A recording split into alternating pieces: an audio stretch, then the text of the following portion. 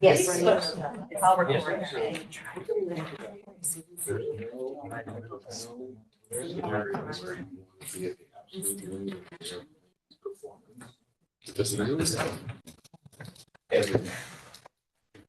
Ready? Welcome, everyone. I'd like to call the Madison Planning and Zoning Commission meeting of October 3rd, 2024 to order. We have two public hearings scheduled for this evening, so I want to take just a few minutes to review the process for public hearings and the current hybrid format of our meetings.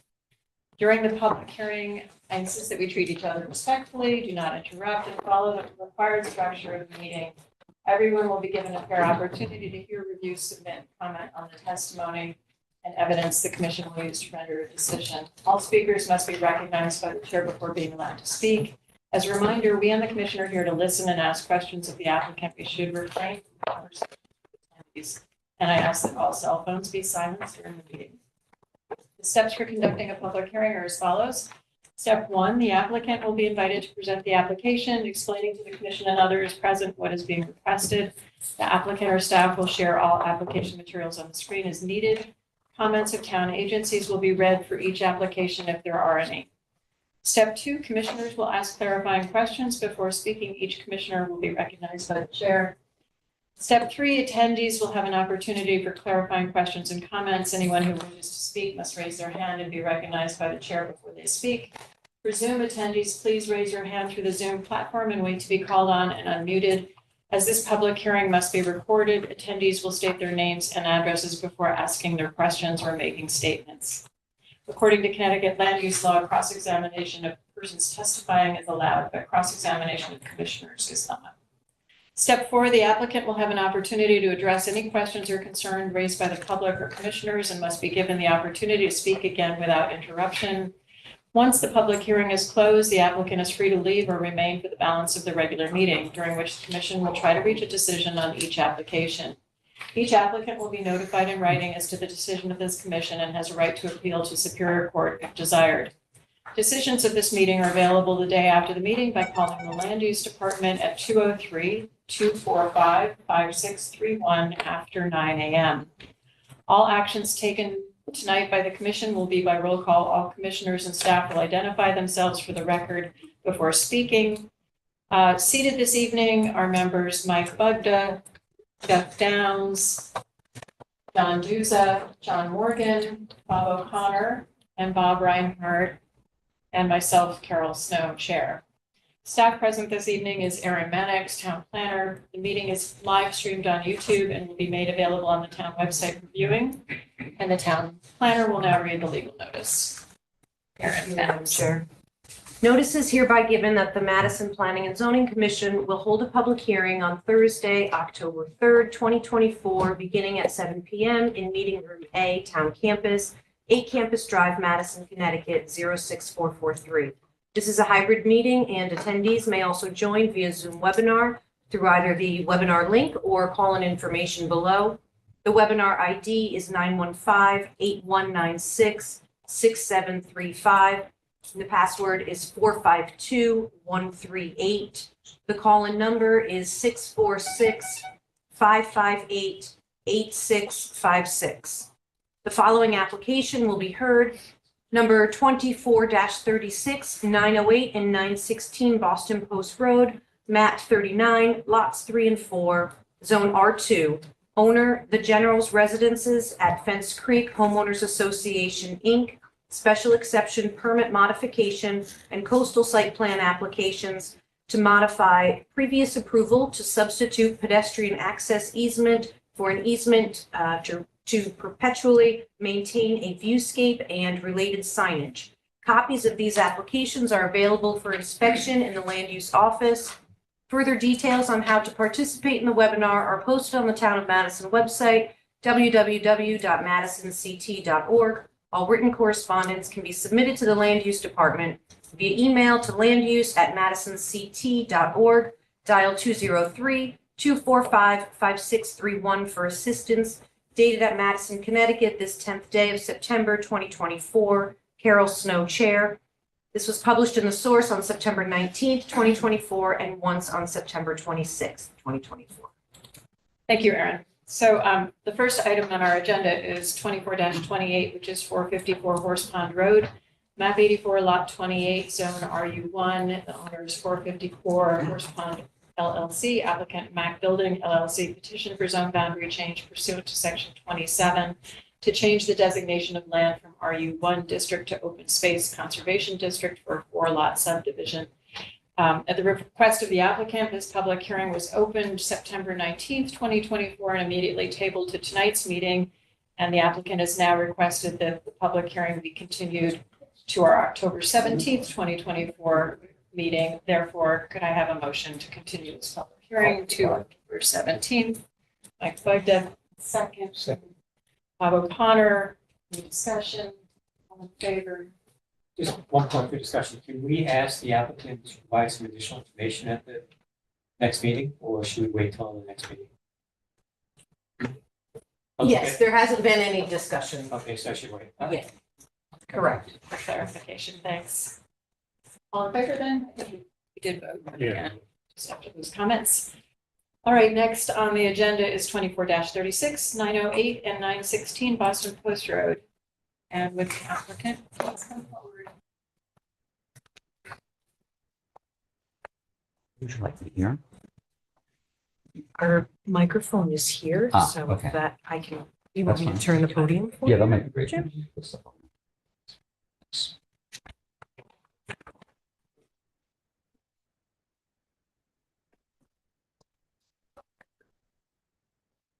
There, we could catch you. Great, is that good? Sure. Perfect. Thank you, Aaron. Good evening. For the record, my name is James Perito. I'm an attorney at Halloran Sage. I'm here representing the applicant, the general's residence at Fence Creek Homeowners Association, Inc. This is a request to modify the special permit that you previously granted. You've seen this before, last fall, I guess it was, you came. And before I get into this, I'd like to have Cindy Gardner just give a brief history for the record. If she can come up and she'll do that, and then I'll get into the application. Thank you. Okay, all right, Cindy Gardner, 916 Boston Post Road, Madison. And all right, it's good to see all of you again. I just wanted to do a quick summary for those of most of you I know. But so we met the last session we were here was in February of this year, and we were conceptually in agreement that the area proposed for the viewing was not quite that safe or viable for viewing. So we agreed in principle to work with the land use attorney, Jim, to develop a proposal to create a more meaningful public view. You guys discussed with us that you couldn't put the matter to a vote without the town's attorney counsel as to the easement document that would replace the existing one if we were able to. And the term of our original application was near the expiration. So at your advice, we withdrew our application so that we could resubmit at a later date. So here we are. After that, I met with Erin because I really wanted to be sure what exactly you were looking for and be on the right track with her. So we met and Erin really helped me with, we composed a list of 5 main things that I needed to get together for you to have a complete formal package to present to you. One was hire the land use attorney to write a draft amended easement language to move and shrink this, the actual size of the specific area while still including maintaining the view and maintaining the invasive species in the marsh on our property. Our understanding was that Erin would connect our attorney with the town's attorney for feedback. And number 2, we were to share our invasive species management plan, which we've done, and including our vendor and our timeline, and that we started. Number 3 was to provide an example of an educational sign, and we'd really like to match what's happening on the Green Trail in Hammonasset and sort of carry it through and have a similar sign so that maybe there would be a connection with Green Trail and the walking downtown. Number 4 was to complete that application to the DEEP, the coastal access easement application once again, and the application to the town for our special exemption permit modification. So we now have completed all my 5 assignments, and 22 items at least were delivered on August 29th for you guys to look over at planning and zoning. But we consider the easement language submitted by our attorney, Jim Perito, to be the most significant. As you guys had suggested, We connected Jim with Aaron via email in March a couple of times. And on May, we notified Aaron that Jim would be submitting. He wrote a draft supplement and a draft easement to her on that day. So absent a response to discuss or negotiate, we just decided to go ahead, and Jim delivered our entire package to you guys on August 29th. So we are here now asking the committee to vote on approving the easement modification as delivered, shrinking it and moving it to a safer spot and making it a more meaningful educational spot rather than something that we felt was very unsafe, and you just couldn't see anything. When you go there, as you saw, it's a depressed area, and if you sat down, you would see absolutely nothing. So we are hoping that what we have proposed would be acceptable to you guys. So I'll let Jim go on. Thank you very much. Thank you. So as Cindy said, the materials are all submitted, and what we're seeking essentially is to shrink the easement area closer up to where the right-of-way is, so it would be on the edge of the property, and that's all been submitted. I thought it'd be helpful if you had in the record a couple of things. One is it's the copy of when the original proposal came before you for the first developer, and this shows the development, and I'll pass it out in a minute through Aaron, so I don't have to jump over this. Great, thanks. You'll see up in the right-hand corner of the property, you see it there. It's a fairly large trapezoid area. It was the original approval, and that also there was a survey of that area, and that was supposed to be the easement pedestrian area that would provide for the viewing area. It actually, if you look at your maps, it extends into where the Phragmites had been. So it really provides for an area that doesn't serve any purpose because it's within the Phragmites. So ultimately, that was not what was approved. It was modified to be the one that is shown on this secondary plan, which came in the landscaping plan. Again, Aaron, I'm going to ask you to pass that out. And this up on the right-hand corner, again, generally in the same area, shows what is sort of like a lollipop that extends down in. I'm not quite sure why that had happened. This is the developer that was doing this. And it showed like a lollipop coming down, again, pretty close to the Phragmites. So I went out there, like I always do when I'm dealing with real estate properties, is to go take a look at this. And at first I thought that, that it would provide sort of a view. And I got there and I parked on the road and I sort of walked out there and I realized if you actually are standing down to where the viewing area is supposed to be, you're sort of face to face the Phragmites. And the homeowners association has in fact put in the native vegetation. They've gotten rid of some of the invasives. There's the plan to come in November to continue with the Phragmites cutting, which over time will sort of bring it down. But even if you're at that level, you're really face to face with like 8-9 foot Phragmites. You can't see anything. If we pull it up to the area of the road, so there'd be like a 2x4 area where the signage would be there, you have a better ability to look out into the marsh. And with the commitment and the perpetual requirement to cut the Phragmites on our property, over time, that view will get better from the road. It should in time cut down there. Now, we don't have an agreement with the land trust. They didn't want to engage with us. Hopefully they on their own will do that. We certainly would be happy to work with them in the future. But at the moment, we don't have that. We only can deal with what's on our property. So the revised easement, which I sent to the town attorney, essentially modifies the existing easement to provide perpetual easement to maintain the sign and have it right at the edge there where the sidewalk would be at some point, and to also maintain the viewscape by continually trimming back the Phragmites as needed as the years go by. I noticed there was one letter on the document submitted from a person, right here, a Miss Allen. I don't think they understand what we were asking for.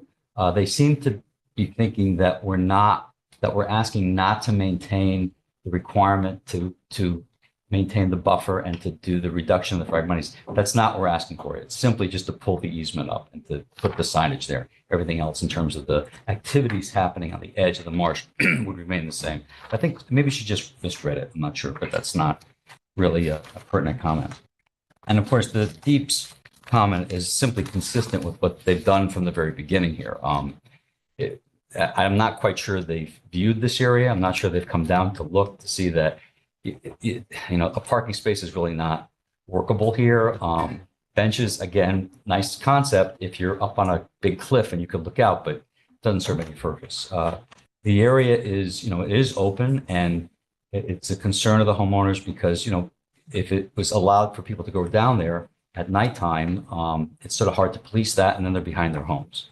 So we think this is a good compromise, and I think that they've provided what is needed to make sure that there's a meaningful viewscape, and it will get better over time as the trimming occurs, and that the spirit and the intention of the CAM Act is met. Because it has to be, if you read through what I've submitted to you, it's got to be a significant and meaningful. So to have, having a trail to nowhere or a place to look at a marsh that you can't see anything to really doesn't serve the purpose. I think this serves the purpose and balances the concerns of the homeowners as well.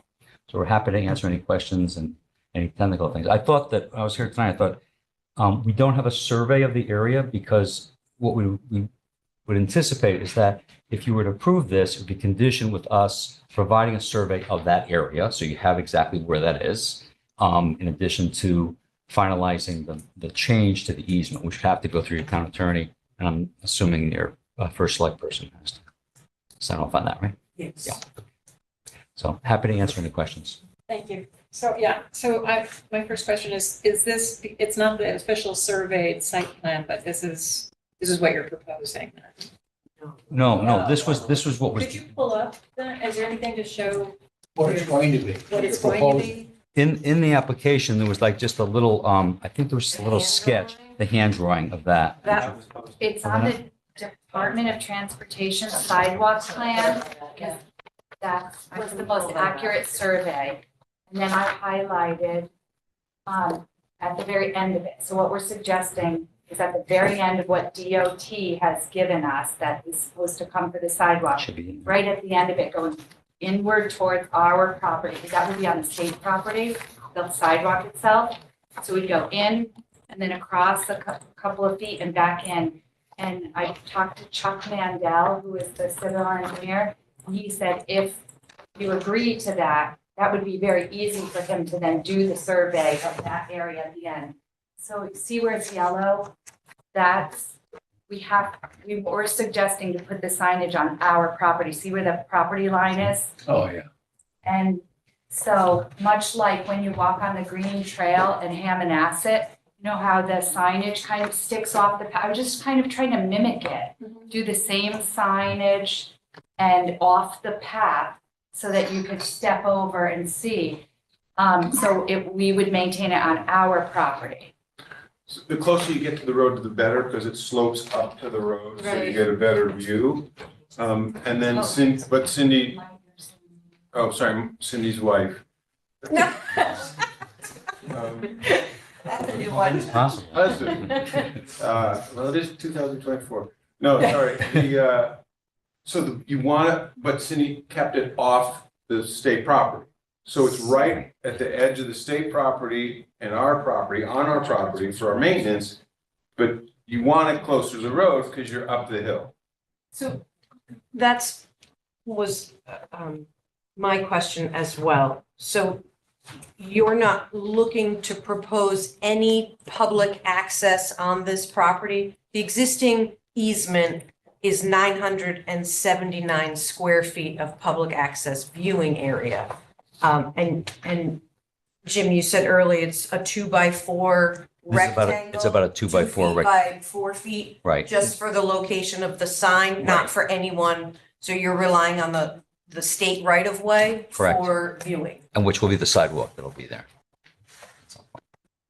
Okay, you can see on here, so the outline of the original area, which again, doesn't, half the Phragmites would be here, doesn't serve that purpose. And actually, even if you were to not approve this, we have to modify the easement because what was attached to the actual easement is a description for this property, and that's not what you approved previously. It was sort of the lollipop. So it's actually about half the square footage. So either way, we have to sort of change it. And we looked at this carefully, we realized, well, that lollipop doesn't serve any purpose. The purpose is to have viewing and information so people try to learn about the marsh once they can see it.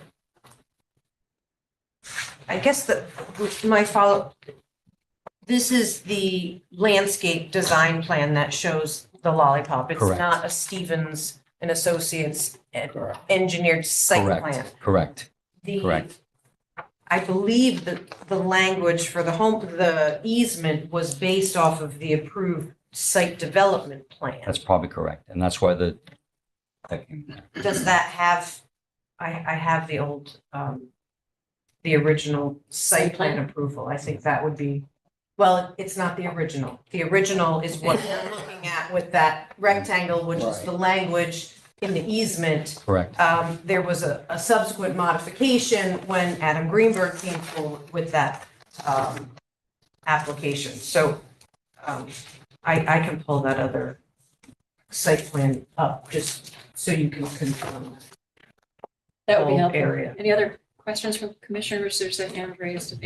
So, Yeah. Mike Dwyer, Cindy's husband. So, and shame on us because we're all adults and ignorance is not an excuse against violating a law. But in the contractual agreements we made with our developer, Adam Greenberg, there was no reference.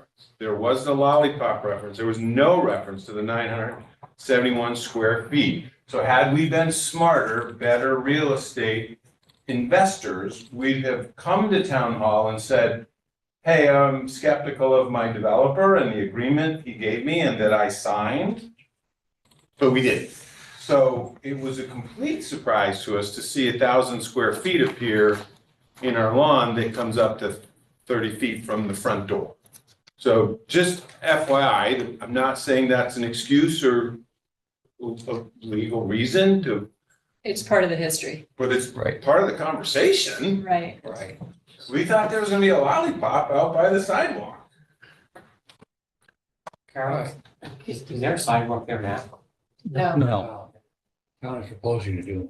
No, No, it's not the no, town. The it's- applicant, the developer is Oh, the responsible developer. for installing that sidewalk. Correct. As part of the approval. Oh, so the sidewalk's on your The property, sidewalk is in the state right of way. state right of way. It's Right. not on their property.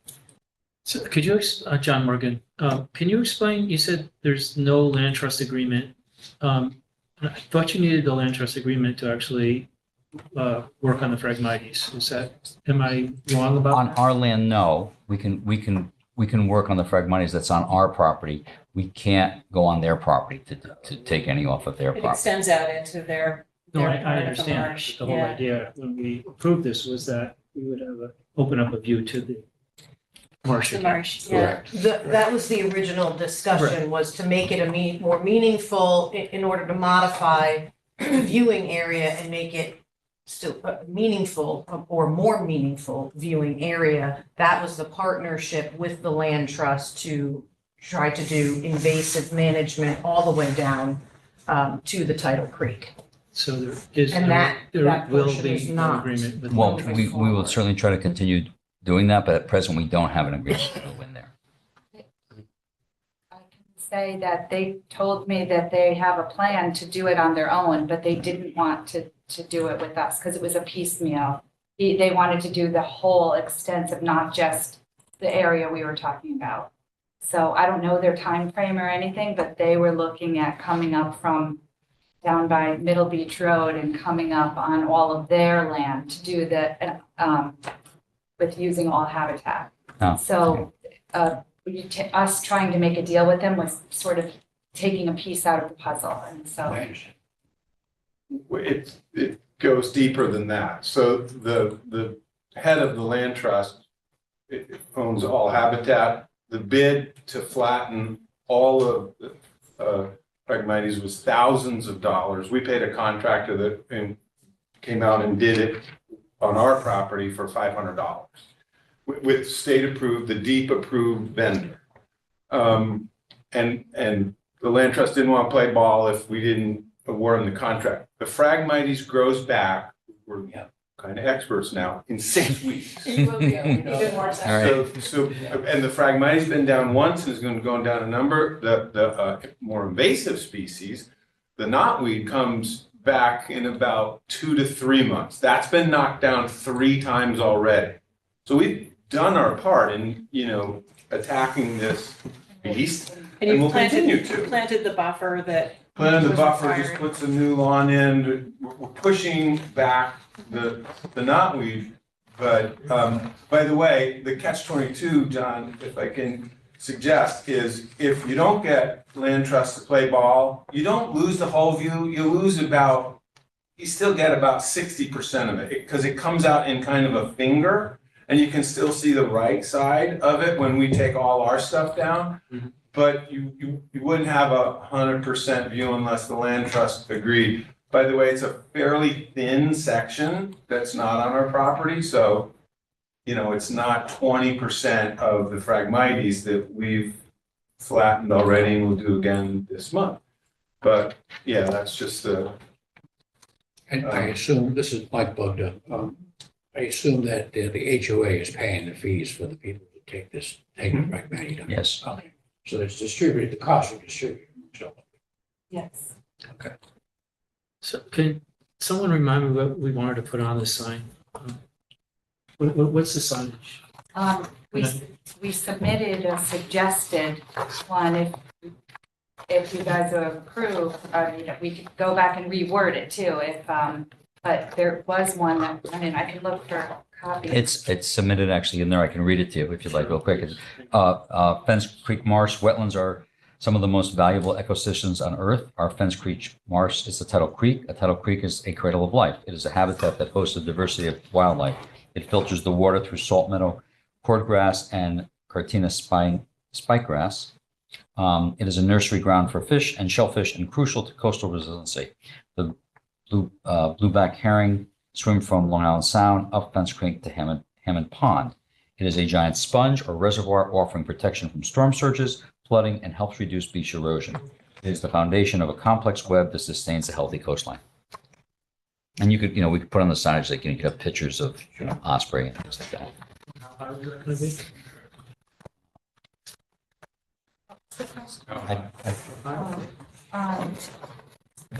How big and how high? It's not as big as the one at, I had a quote from the same vendor that did the one at, in Hammonasset. It's You're talking smaller. about the one at this beginning of the. Yes. the Greenway Trail. Yeah, Yeah. that one is very large, so we were thinking, I think she quoted like 12 by 18 and a wooden post, and so I think it stands up about the same height as the one there, which is about waist high, and it comes on an angle, so you stand and read it like a 45-degree angle. It's 12 inches by 18 I inches. think that's Okay, that's just what it want to was. make sure. right. You don't need a lot of pictures of the creatures, I don't think either. Well, thank you for all the work that you've been putting into this. And I'm having a little trouble because we don't have the actual plan to review. And we just today, I think, received the letter, the sort of update from Deep, Right.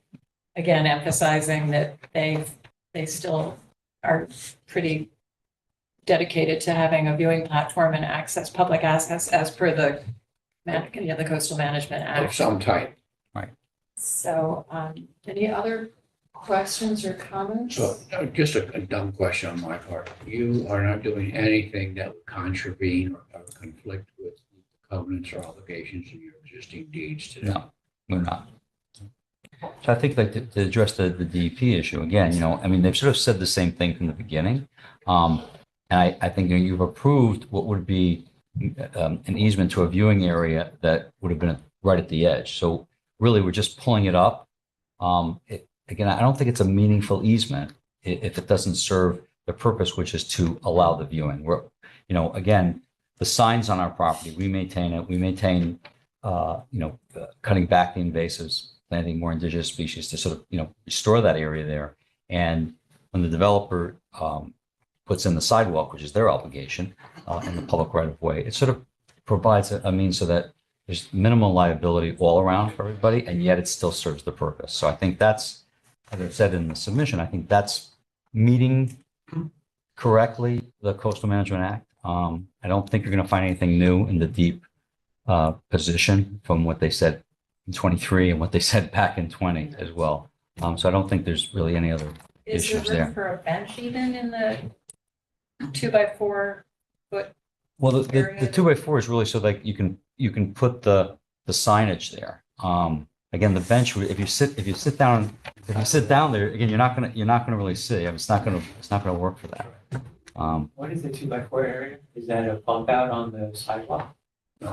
It's on our land, and that's where we would maintain the sign. The signage would be there. So there's no public access on the property?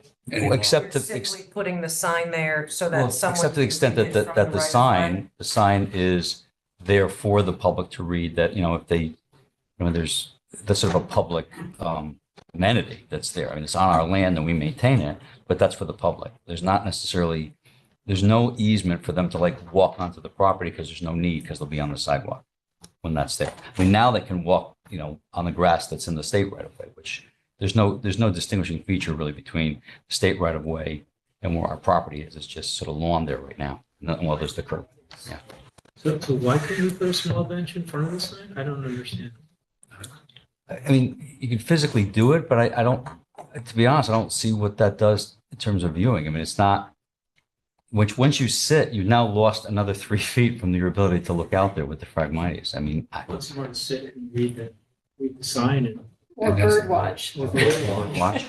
I mean, we've talked You have about to look up. how great it is that Audubon is right there and the sidewalk will connect to their, across the street, to their walkways. So it's a connecting thing. Do you have any idea when the sidewalk will be installed? September. September? They told us. But we just passed September, but Now we're in we October. September.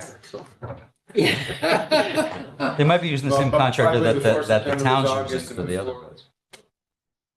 All right, Maybe so- worth an invitation. It's imminent. Yeah, can we get To the, come and see can you. we get the developer to come in and explain why he's not doing this? Sure. That would be nice. And if you Yeah, feel, so you We're don't have kind of to in work projects in town. so much. However, that's separate I know, from yeah, I know, I just. this specific request, but that can be a separate item. That'd be nice. as I mentioned, I think that Come on, if, a long night. I brought a picture of the green trail, the bump out that I said, which is what I wanted to mimic. And it's angled, I don't know. it's in the front. Oh, it's, Yeah, it's in yeah, the we screen. sent it with all of the papers, Yeah, but several of you us stand bike, there and bike look that at trail it. regularly. That's nice, very nice. And also a kayak, just full disclosure, I've kayaked up Fence Creek and I've seen how it's opened up. It's really, it's so much better. It's great. I wish that Land Trust could continue with the invasives that are there because it needs it. I did find the original, or the site development plan Mhm. that mirrors the landscape plan, so I just wanted to show that so you can see what is required currently by the developer Right. to install this. And it is this bulb-shaped viewing area here with a bench and a public access sign is required in the easement documents. And as a condition, there were 4 conditions of approval in 2019 that related specifically to DEP comments and the public access that included that the applicant provide the riparian buffer planting and invasive species management Right. plan, which outlines the process for establishment and ongoing maintenance of the buffer, as shown on the plans. It also requires that upon establishment of the riparian buffer, the boundary between the buffer and the maintained lawn area shall be delineated with appropriate boundary markers to ensure that the buffer area is permanently protected. It requires the public access viewing area to be identified with a public access sign. And it requires the easement for the proposed public access viewing area be recorded on the Town of Madison land records along with deed restriction to provide for public access to this area in perpetuity. Additionally, the deed restriction shall further require the views to the tidal creek be maintained in perpetuity through maintenance of the riparian buffer and ongoing invasive species management. So what's being proposed for invasive species management is a requirement of this permit as it exists today. So that's not a new addition. Right. Right. To this. Karen, if I may, I think the only thing we haven't done before is having the public access sign. That's number 3. I don't think we have the sign up. The viewing area is not installed. No, but, So none well, the of viewing that- area is like just an area. I mean, it's not. No, it was supposed to be a solid surface with benches. Oh, okay. But the sign's not, that hasn't been in either. No, it's not. And I don't know if that was an arrangement that the developer was waiting at the request of the homeowners to come forward and request. But it's a requirement at this time to be installed. Unless, of course, you modify the special exception and coastal act. I guess my only, there is, yes, to show the proposed public access or viewing area on a map that can be identified specifically, by meets and bounds on the easement area that, or the covenant, the agreement. Mhm. We certainly would, as I mentioned, we would certainly do that as a condition of approval because we'd have the surveyor go back out there and, delineate it and, spend the money on that, which we'd be happy to do if that's a condition of approval. So at this point, it is a 2-foot by 8-foot rectangle. 2 by 4. 2 by 4. Is that what oh, Yeah, I'm 2 by sorry. 4. 2 by 4. Yes. 2 by 4. All right. Correct. Square foot, yes. Yes, correct. Square feet. Right, so it's an 8 square foot area as opposed to 900.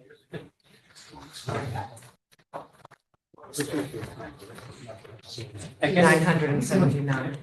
I guess I'm still not clear on what's being proposed. I guess the elimination of from the landscaping plan, the light bulb shape, the insulate, and that's it. So take that out, have the sidewalk finally installed, and put the sign up. Correct. Essentially correct, yes. So that's completely counter to what Eve has said again. Right. Right. That doesn't, to them, it doesn't apply, so.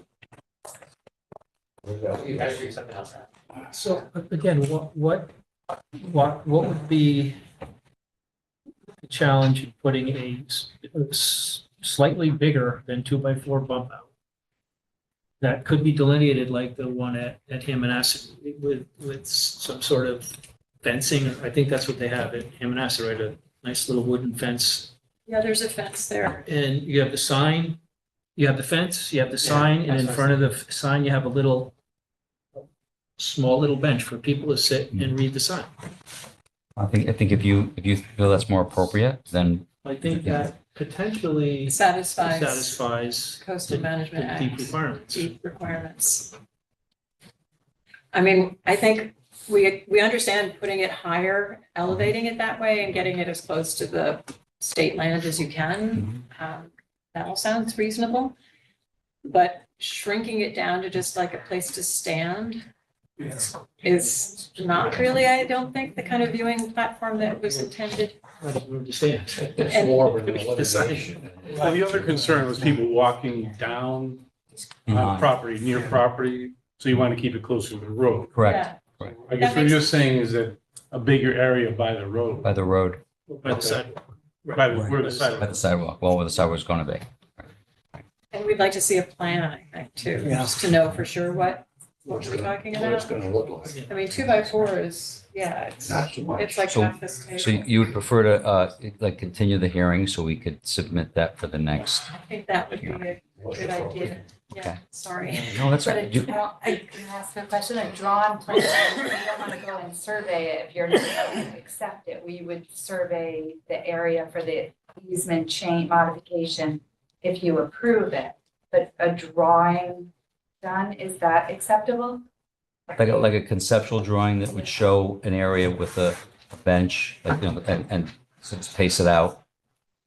This is a site plan modification essentially associated with the special exception. So you do have the right to request I a think we need to modified see what plan. exactly you're talking about, because we have seen several sketches and they're kind of changing. It's sort of back of napkin sketches. Okay.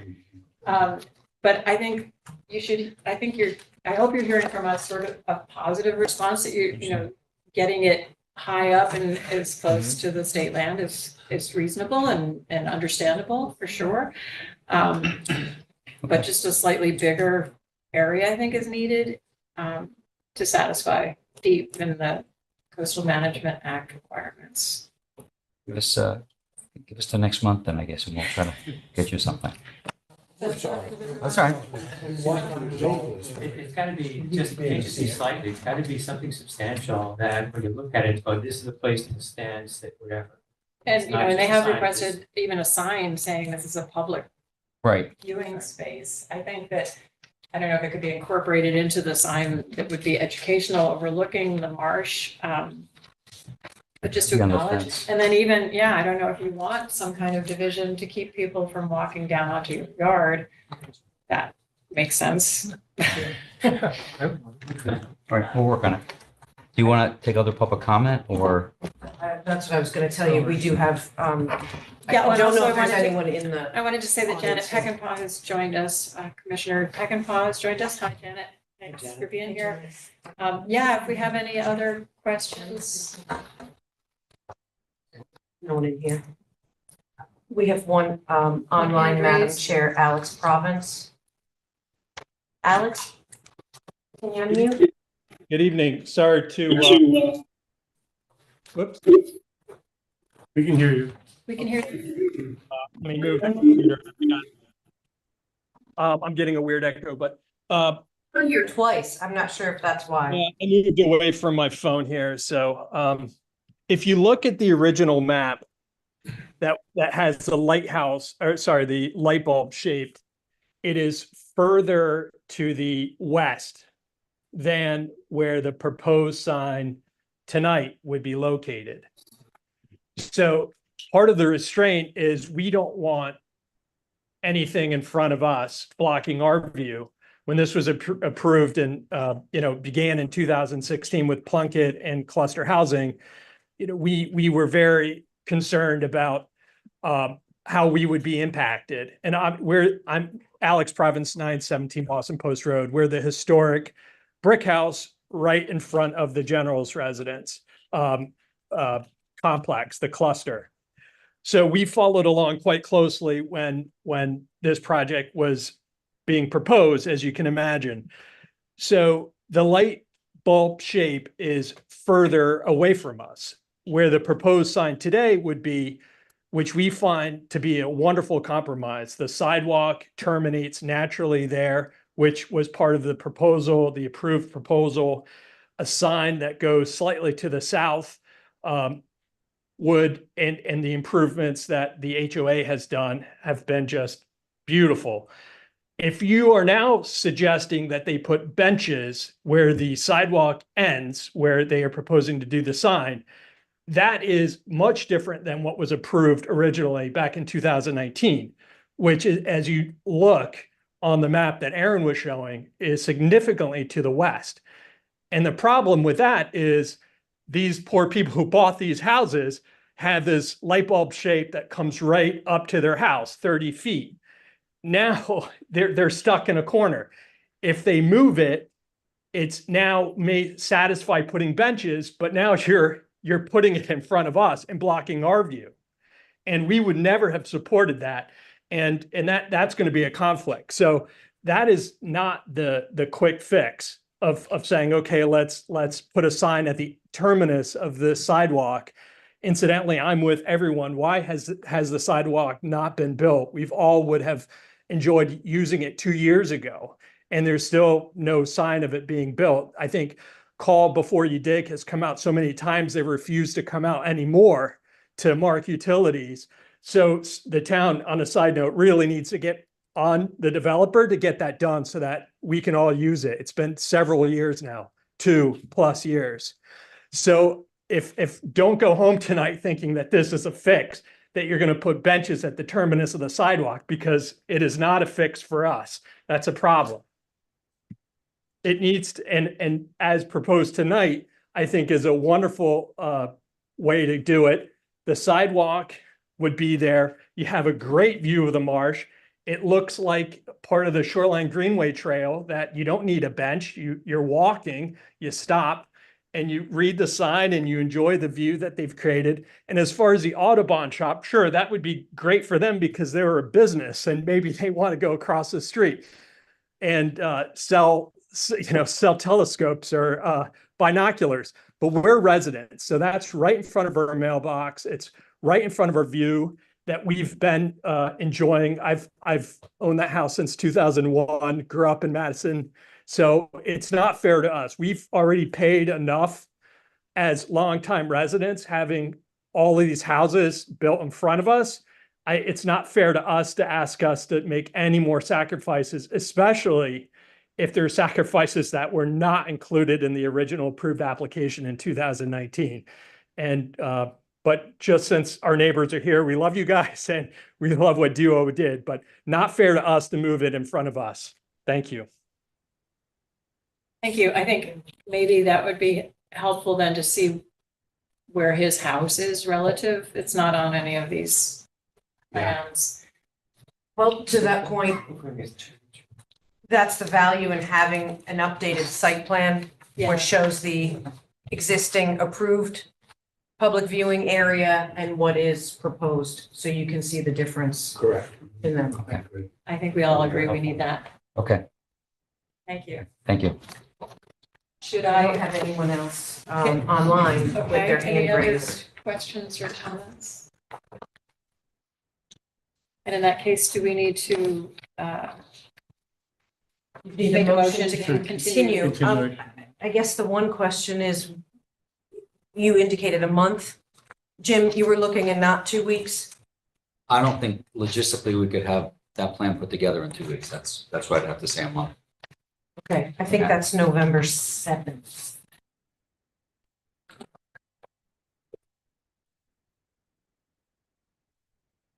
Thursday? Yeah, I think that's the 7th. That's right. The I first just want is to double Saturday. check. Yes, November 7th? November 7th is your date. So could I have a motion to continue this public hearing to November 7th? Bogdan, second. Reinhardt, any discussion? All in favor? November 7th. Thank you all. Thank you. Thank you. Thank you. Okay, we move on to pending applications and 24-29, 454 Horse Pond Road. Again, at the request of the applicant, will be tabled to October 17th, 2024. Could I have a motion? And a second. Second. Any discussion in favor? Okay, so October 17th. Okay, next is 24-10, 6 Opening Hill Road, map 70 lot 1 to 1-14, zone RB1, owner applicant Emily Health Main Foundation Incorporated, special exception pursuant to section 5.4A and 3.4C of our zoning regulations for philanthropic and educational use of the property, which use includes arts, architecture, and other philanthropic and educational exhibits, meetings, tours, on-site residencies, events, studio, and collaborative space. Applicant's administrative office and a museum gallery store, all as more specifically and fully set forth in the statement of use and project description as amended, which is included with the application and on file with the Planning and Zoning Commission.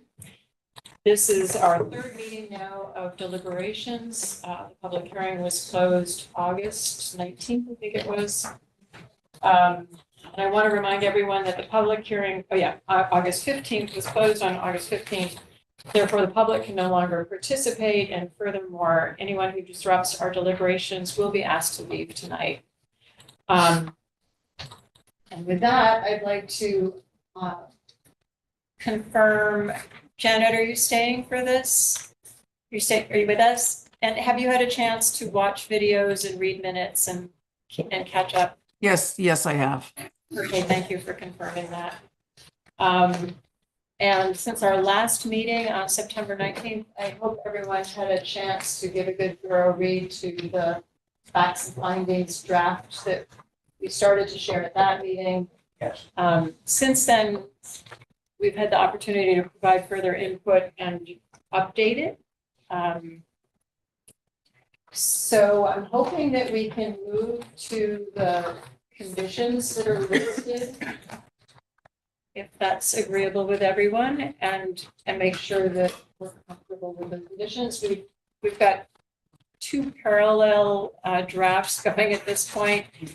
I think it's, did you want to add anything else, Erin? to Yeah, summarize? The biggest differences between the two are the commission was almost equally split with respect to allowing one larger scale event per year and a complete prohibition of those events. So that's really the main difference between the two drafts, was to kind of structure it that way.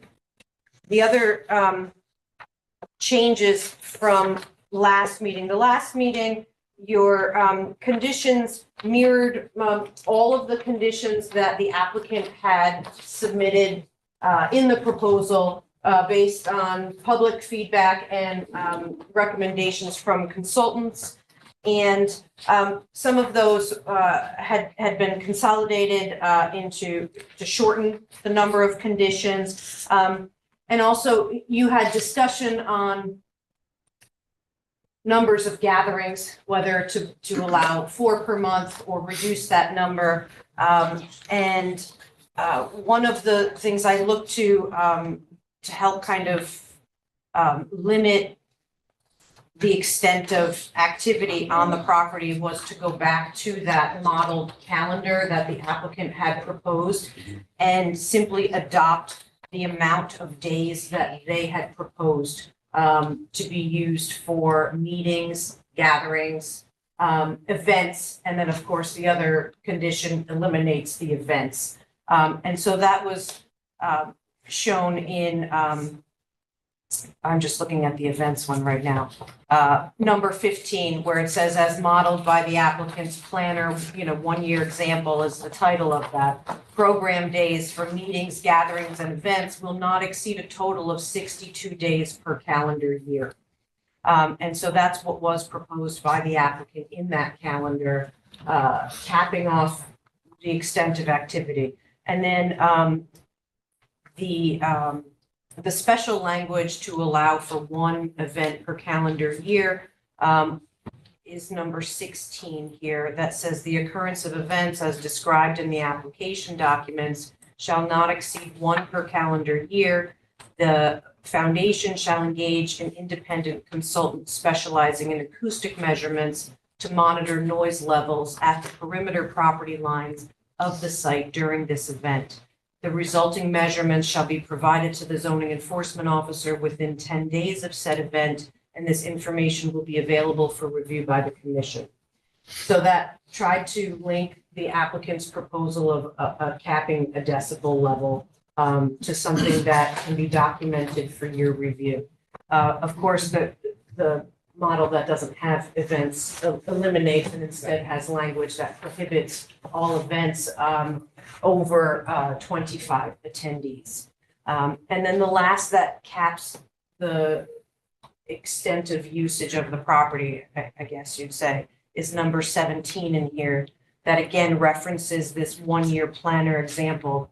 And this is specific to the program residencies, where they have the staff residency, those artists in residency, and the experienced guests. Those are the 3 components of the program residencies. And that would allow residencies up to a total of 150 days per calendar year. And experienced guests, those coming, for those weekend type stays, shall be limited to 12 days per calendar year with a maximum of 2 people per stay. So that I kind of went that way, looking at their language as opposed to limiting the number of, the gathering is still capped at 4 per month as the applicant under that language. And it did not limit the number of meetings per day. However, the language that came back from the commission and came from the applicant was that meetings should be staggered at least an hour apart to avoid, people coming and leaving at the same time. And that gatherings or events should not occur on days with meetings. So that's all in here. And that is in the language as well. Thank you.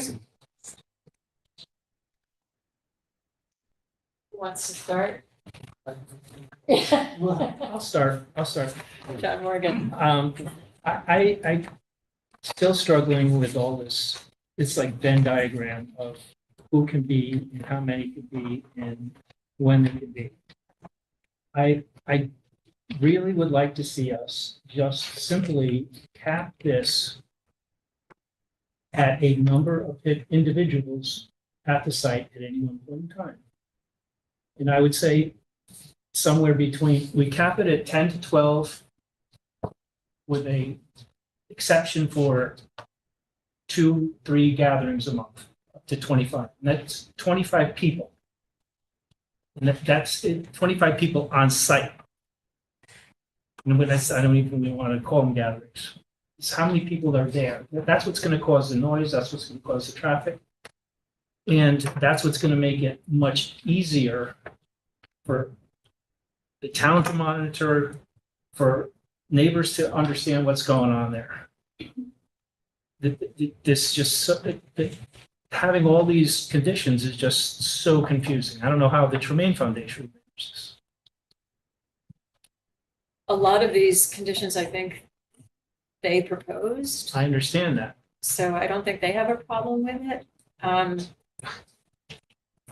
I think that, the option with no events keeps it down to 25 people. But what's the harm in just, it's 10 to 12 people can be on site.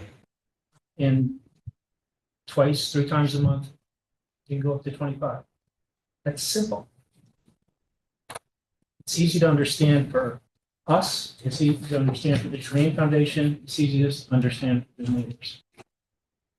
So you're talking about a considerable reduction in what would be allowed? Significant Well, number of John, reduction in conditions. I agree with you, but I have a question on the inclusion of the draft plan they gave us as one of the conditions. Does that mean that is the maximum number of times a year that People are on site. people are on site? Correct. So 62 days out of the year, the other 303 days, is no one on site other than staff Or residencies. or residents. So there is a possibility, yes, and that's what's shown on that calendar, is that there's a portion of time that may not be having any activity. Okay, honestly, I like that because it's more restrictive than what we were talking about. Yeah. But I'm not sure how to defend that condition and pointing at things in the evidence conditions that support that, other than it was a draft proposal, as an example given by the applicant, not what they said they would do, would say, this is what we would do year one, maybe, kind of. So we put it in as a condition to make it. I know, but I'm not being drilled into us, point to the evidence in the entire package that says this is something that we can pull out and say, yes, this makes sense, this is defendable when it gets litigated. I don't know how to defend taking a draft and saying, well, great, if you said this is your draft year one, we'll make it forever. Wasn't the draft an example of the expectations for running? Year one. But the way they said, They specified it as year one or as an example? if I remember correctly, yes. So the implication, the intention from that is that this is year one.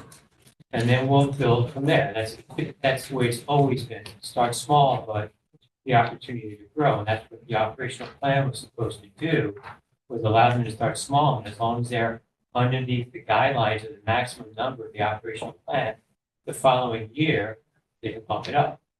So if they did one gathering a month in year one, they could ask 4 gatherings a month the following year. And we can turn it down. No, that's not what it says. It says Yeah, I think- must be approved if it's below the maximum set.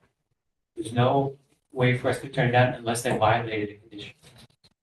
4 gatherings per month would then, if that's the desire, then that would simply limit the number of on-site meetings Well, no, that so I occur guess- to maintain that number. That, the document that I looked at for that, and I'm happy to pull that up, is the presentation from the applicant's rebuttal, the slideshow presentation it was on, which says an illustration of an annual operating plan. That's an illustration, that is not an operating plan, it's an illustration of something they could do. But they're asking for unlimited meetings, 3 to 4 gatherings a month, that's what they're asking for approval. With the example being, this is where we think we might start. They're not asking for unlimited meetings per month.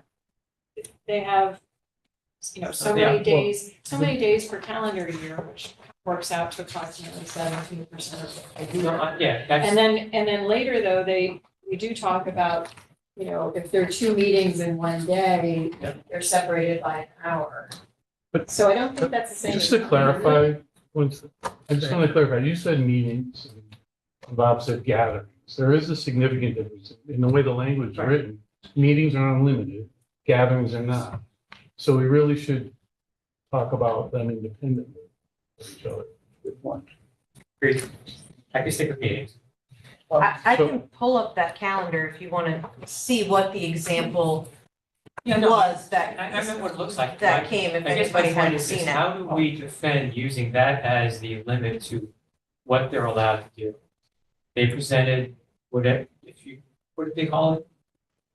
It's a 1-year example, 6 Opening Hill Road planner, 1-year So example. they presented a Summary. 1-year calendar as an example of what they might do. But for all those things, for gatherings, events, and meetings. Yes. Correct. It is a 1-year example of a schedule. Not a first year. So it's just a The first one-year year. example. It's an It's a example of one-year what their example. expectations are. How do we defend saying, great, thank you for the example, that's the most you can do? The applicant has proposed They this. said that. Used it as a 1-year example with the conditions being in the operational plan that they can increase the number of meetings as long as it's underneath the level that is approved. You can change the number, if you don't have a problem with the number of meetings, you can remove meetings from a condition of the cap. I think what this was And we can trying say- to do was to show how much activity the foundation anticipates will be at this property. And we just, Any sorry, we number. say Pull it up. will not exceed a total. Right. That's the condition, right? That's the condition we wrote. Here's the I page. don't know how to defend that, other than saying thank you. As for an example, we like your example, that's what it would be in perpetuity. We will always only have 62 days of meetings a year. I don't know how to defend that. If it comes back and an applicant would like to have or increase the number of meeting dates beyond that, or, or gather, it's essentially, if you have the 3, it's gonna be number of meetings that would increase as opposed, number of gatherings are capped, or if they were capped at So, 4. okay, then it gets this, how did we defend capping the number of days in the year they can have someone on site to 62, other than saying that was your example? This is the applicant proposed this to you and gave it to you. And they're submitting every year, correct? Let me If throw an something applicant out here. wants to I've been come very back- quiet on this whole topic. Can I say some Bob O'Connor? Okay, I think what's troubling for us here, at least for me, is that I think the goal of the Tremaine Foundation is that this is going to be wildly successful. That people are going to love to come there they're gonna, and it's gonna be wonderful. They're gonna, the development, if they get the place fixed up, success. I don't think they're going to come back and say, well, 2 or 3 years ago, but look now, there's all this demand where the neighbors, on the other hand, would prefer nothing. Now, the neighbors may be a little precious at times as far as what they're willing to put up with noise at 3 o'clock in the afternoon, and so and so. But still, it is a residential neighborhood with folks buying in there with an understanding for all kinds of reasons that it would be. So I wonder, so this really troubles me, but I don't know what to do with it, by the way, but nevertheless, okay. A second thing, do we, the Planning and Zoning Commission, want to get into the business of every year looking at an entity and approving their plan and how many meetings with 12 people and 14? I don't know if that's where we want to go as a Planning and Zoning Commission, to be every year coming back. I certainly don't want us to be micromanaging this foundation as far as telling them in detail what they can and can't do. So the only other comment I'll make, I may be a little less disturbed than some of you about having a small number of meetings with small numbers of people. I do think, though, that the gala, the big event, is not consistent with the neighborhood, because you may say that you're not going to allow people to park there and so, but I think folks don't want to take a shuttle to a gala. So that, to me, I would just say no. I would go with the no meetings option. But anyway, No something to events. think about. No events. No event, that's it. I have to get these unusual terms down. So I don't know if that's helpful or not, but this is difficult, because I want to be fair. We all want to be fair to everybody. Well, that's how I feel. And I understand the concerns, my point, that everybody has, especially the neighbors concerned about it. I'm empathetic to that. Excuse me, our microphone is this way, so if you can either speak into a microphone. The problem I have is that there's no empirical evidence that tells us it's going to inflict a problem to the neighbors. We have no evidence that it will. We're only concerned that it could. So that's why I thought we should try one. We look at it in 1 year. If it is a problem, we deny it going forward. I don't want to get into the business of doing this every year either, but I think I want to see a track record of how it is working or not working. And we direct it accordingly based on the evidence we find over time. I think different people will have different definitions of what working means. Well, we define that. We define it collectively.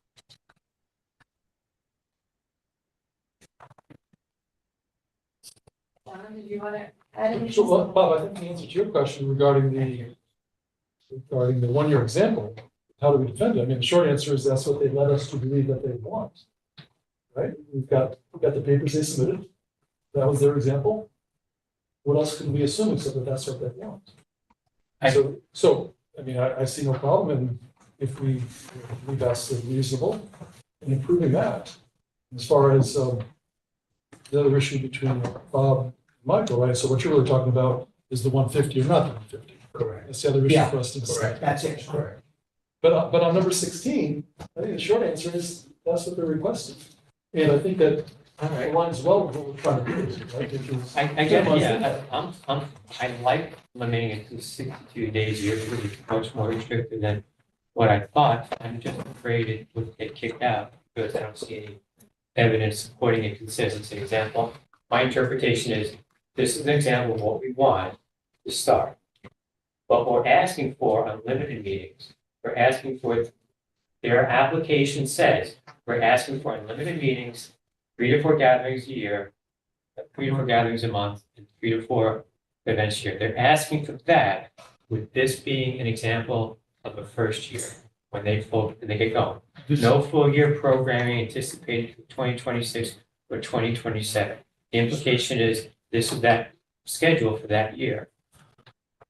My interpretation is this is how we start, and they keep going. I'm fine with this, but then I also want to limit how many meetings, how many gatherings, and no events.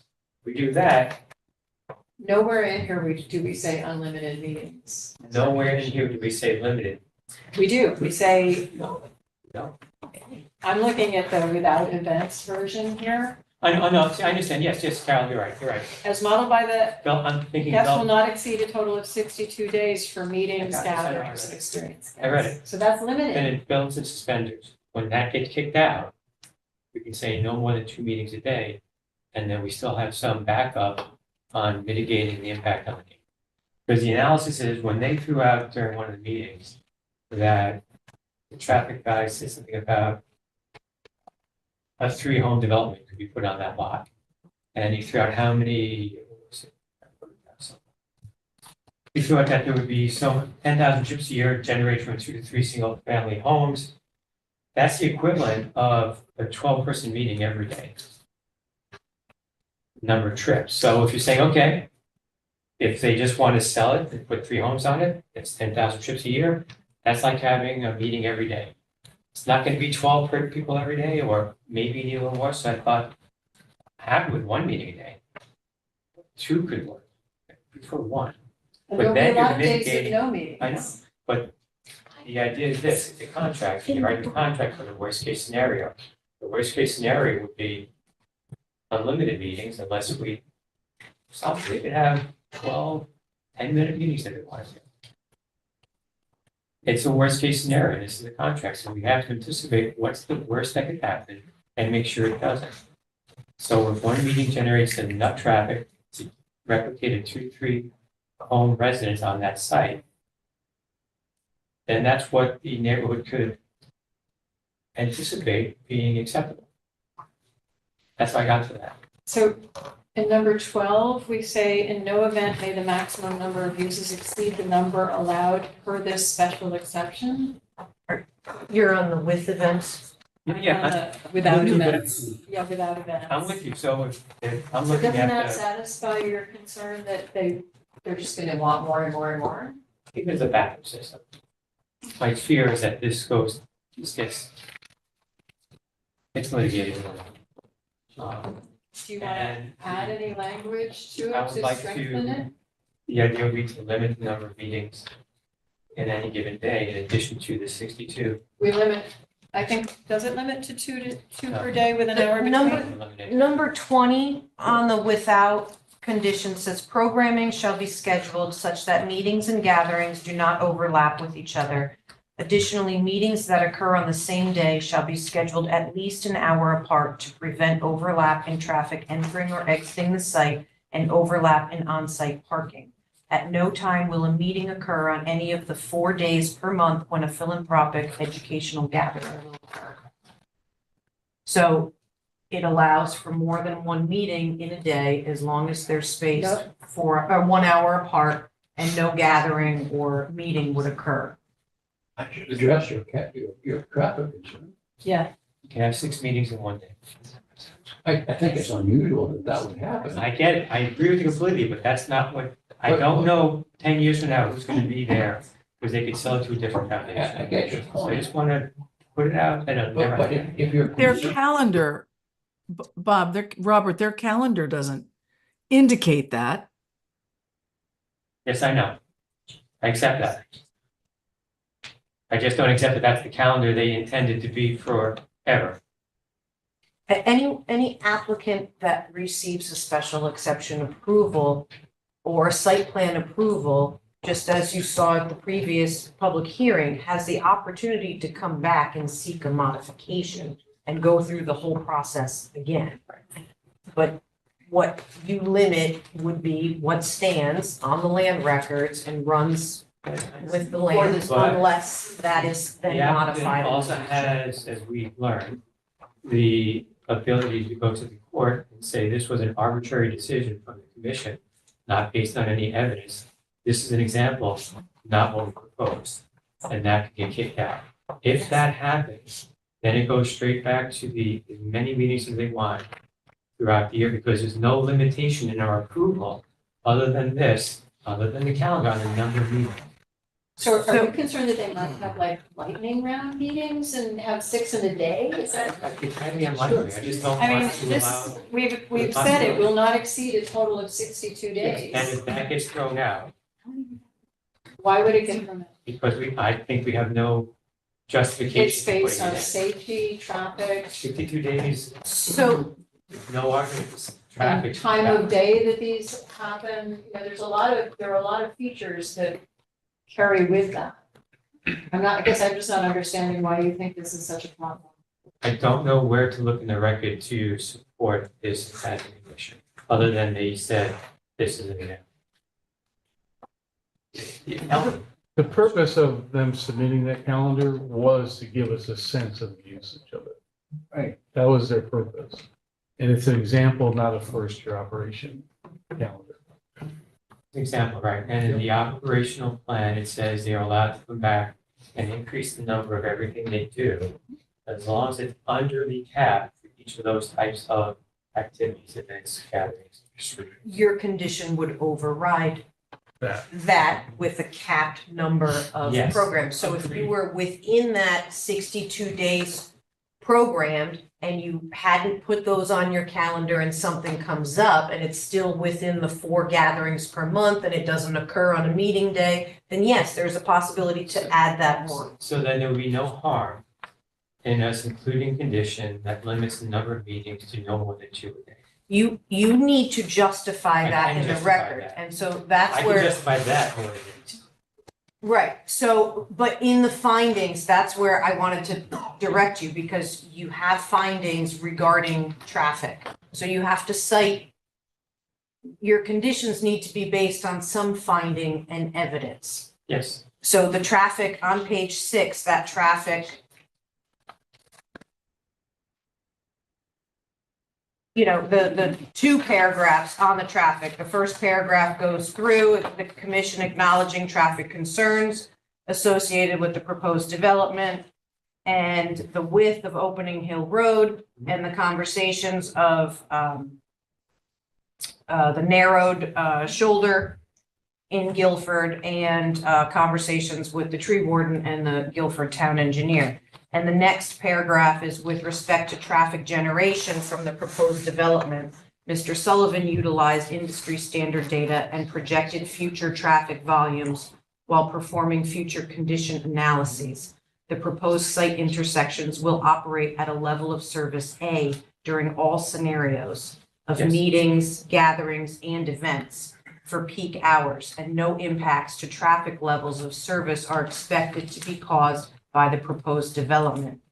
And again, several recommendations were made in the report with those mitigation steps on Opening Hill. I read it all, multiple times, and I can't argue that I have to accept that the road can handle the volume of traffic. That's the evidence. However, there's the parts of this is section 4.4B, 4.4C, 4.41, and 4.42. All speak to the need for requested exception to be congruent with neighboring properties, comprehensive plan, traffic, and public health, safety, convenience, among other areas listed. So there's some squishy things there, but it's about how it fits within the neighborhood. That's the point of the special exception. The substantial increase in traffic resulting from an unlimited number of meetings allowable each day would violate this requirement. A limitation on number of meetings is required. Data suggests that no more than 1 meeting a day is acceptable. If you look at the subdivision of 3 homes, we can talk about having 2. But the idea is this. Yes, the roads can handle it. That's not what this neighborhood is. It's a single-family home, residential neighborhood, not intended to have that volume of traffic. We need to keep the volume of traffic consistent with having homes.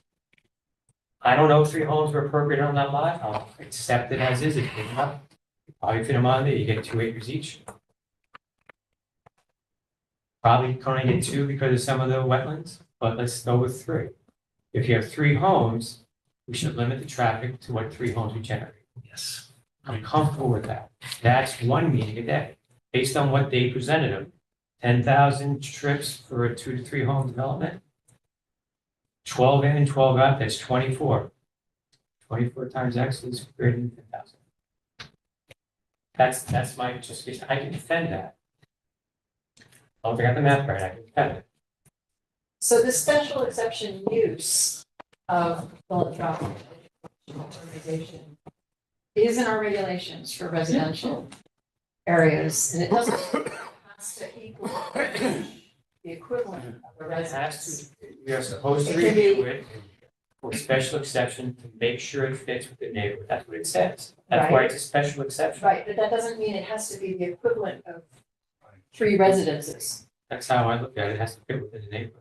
I mean, that's a sort of strict reading of it maybe, but because it includes churches and schools. Churches are different churches. This is not a church. This I'm is just not trying to say even- that as a special exception, this use is in our regulations for residential areas. That's why you can't say it's allowed.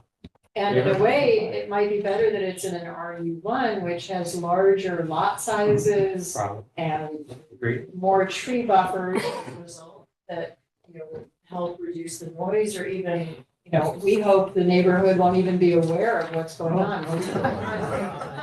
Okay, you're gonna be asked to leave if there's an outburst like that again. I'm sorry, but we're trying to work through this for your benefit. Oh, yeah. Okay. Everyone, take a deep breath. We're gonna take a break. We're trying to work it out among ourselves. We're doing our best to represent the entire town of Madison. This is a special exception. This is deliberation. No, you are not allowed to talk now. I'm sorry. It's not about this, it's Okay. about We're gonna disrespect take for a the break. Jewish holiday. Today is the holiest day of the year, All and right. shame on you for the disrespect. I'm sorry if that's been a problem. Would you do for this on Christmas Day? No. No. No. Would you do this on Okay, New Year's Excuse Eve? me, No. Mr. Katz. Please, this is the holiest day of the year. Do you have no respect for the Jews? The town has regular business hours. The commission follows the guidance of FOIA for public meetings and is in Were schools compliance closed? with that. It is not the school calendar in which the town offices operate. So the town offices. You are disrupting the meeting currently. I'm afraid we're gonna have to ask you to leave. We've warned you over and over again, and with all respect. You are so disrespectful. I hope you Okay, burn we're in gonna take a hell. break until we have. Yeah. You don't listen to us? It's time to leave. Good, call the cops. Go ahead, call the police. Tell them I'm Madam Jewish. Chair- I just wanted to talk. No, apologize. we'll need to take a I brief didn't realize it was recess. the holiday. Yeah, we're gonna take a recess. And it was Let's too let's soon, we break couldn't for like postpone it 10 because of the minutes. We'll rules come back at involved with 8:30. the FOIA thing. Well, I know you last week, I'm like, this is wrong. I get it, but we couldn't change it. We can't change the date because we made the notification. Thank you for the acknowledgement, I appreciate I it. was really upset when I saw what the date was. I know. I even tried to figure out how He's with the to. board. Yeah, I'm just so, And I'm fine with it. No. I'm not speaking for the commission. I don't Your- expect you your to. Excuse me, I'm behavior talking. Wait, let me just talk to him. Let me is just talk to him. unacceptable I know. to tell a chair to burn in hell. I get that. Yeah. This is unacceptable behavior in a And you public are meeting. unacceptable. You Let it go. quoted in the newspaper that this has been approved. Don't talk to the newspaper. I'll show you the article. You were quoted. Okay, I'm going to But just so you know, request. Thank you. I really do. I apologize, but I couldn't do anything about it. No, thank you We're very much. not making any progress here.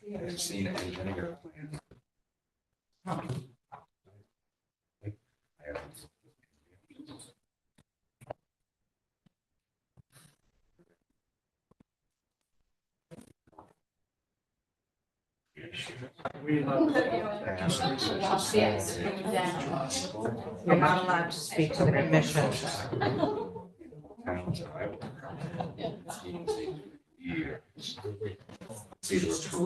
Don't say some future improvement. Thank you, stay, travel, God, town.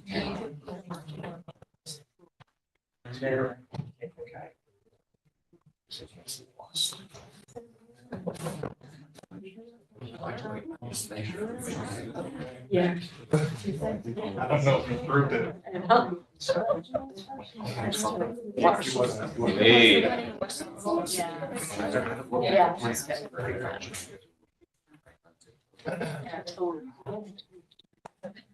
And it's in my neighborhood where I live. It's a residential neighborhood. All over the- Goes down the highway. Take Route 1, wherever you go.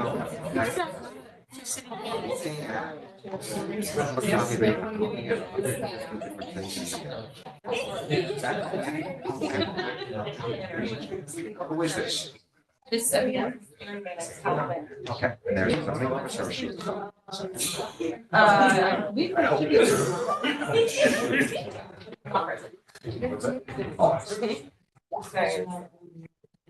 This is Rachel.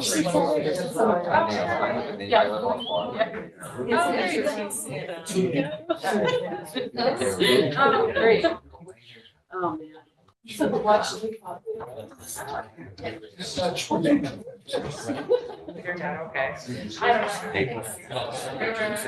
Oh, you've reached your 140 page. You're close to the next. No. I'm counting. Oh, well, I think we got Richard. That's like people saying.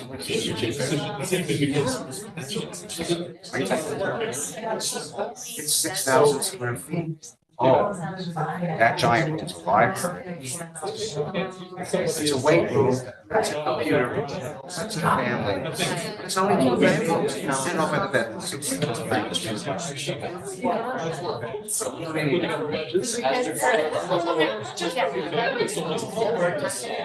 I gotta get used to that.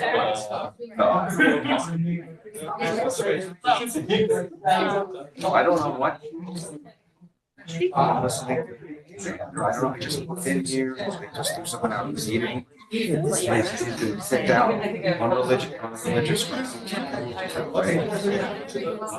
Police station's right there. It's 100 feet away. Yeah, you can pick it up. So.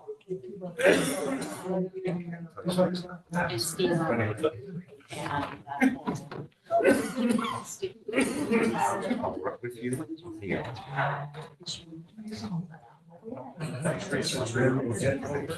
Let's see what they've done. Yeah, it's still, I'm much better than my Sure, it's all 24 people. But we might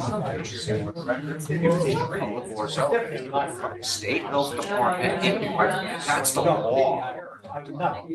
Not some well where you did a water test 3 years ago.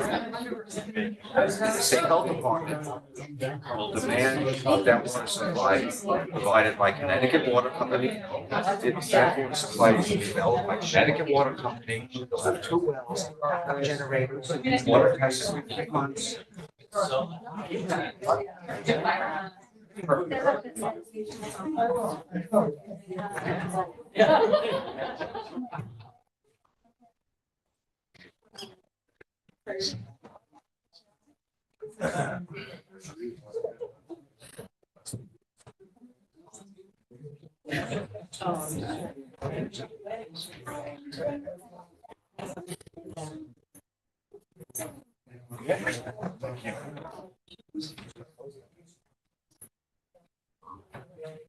What's the store, guys? I assume that's what we're looking at.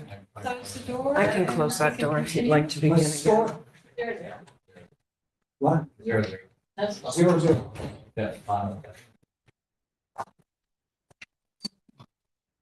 Okay.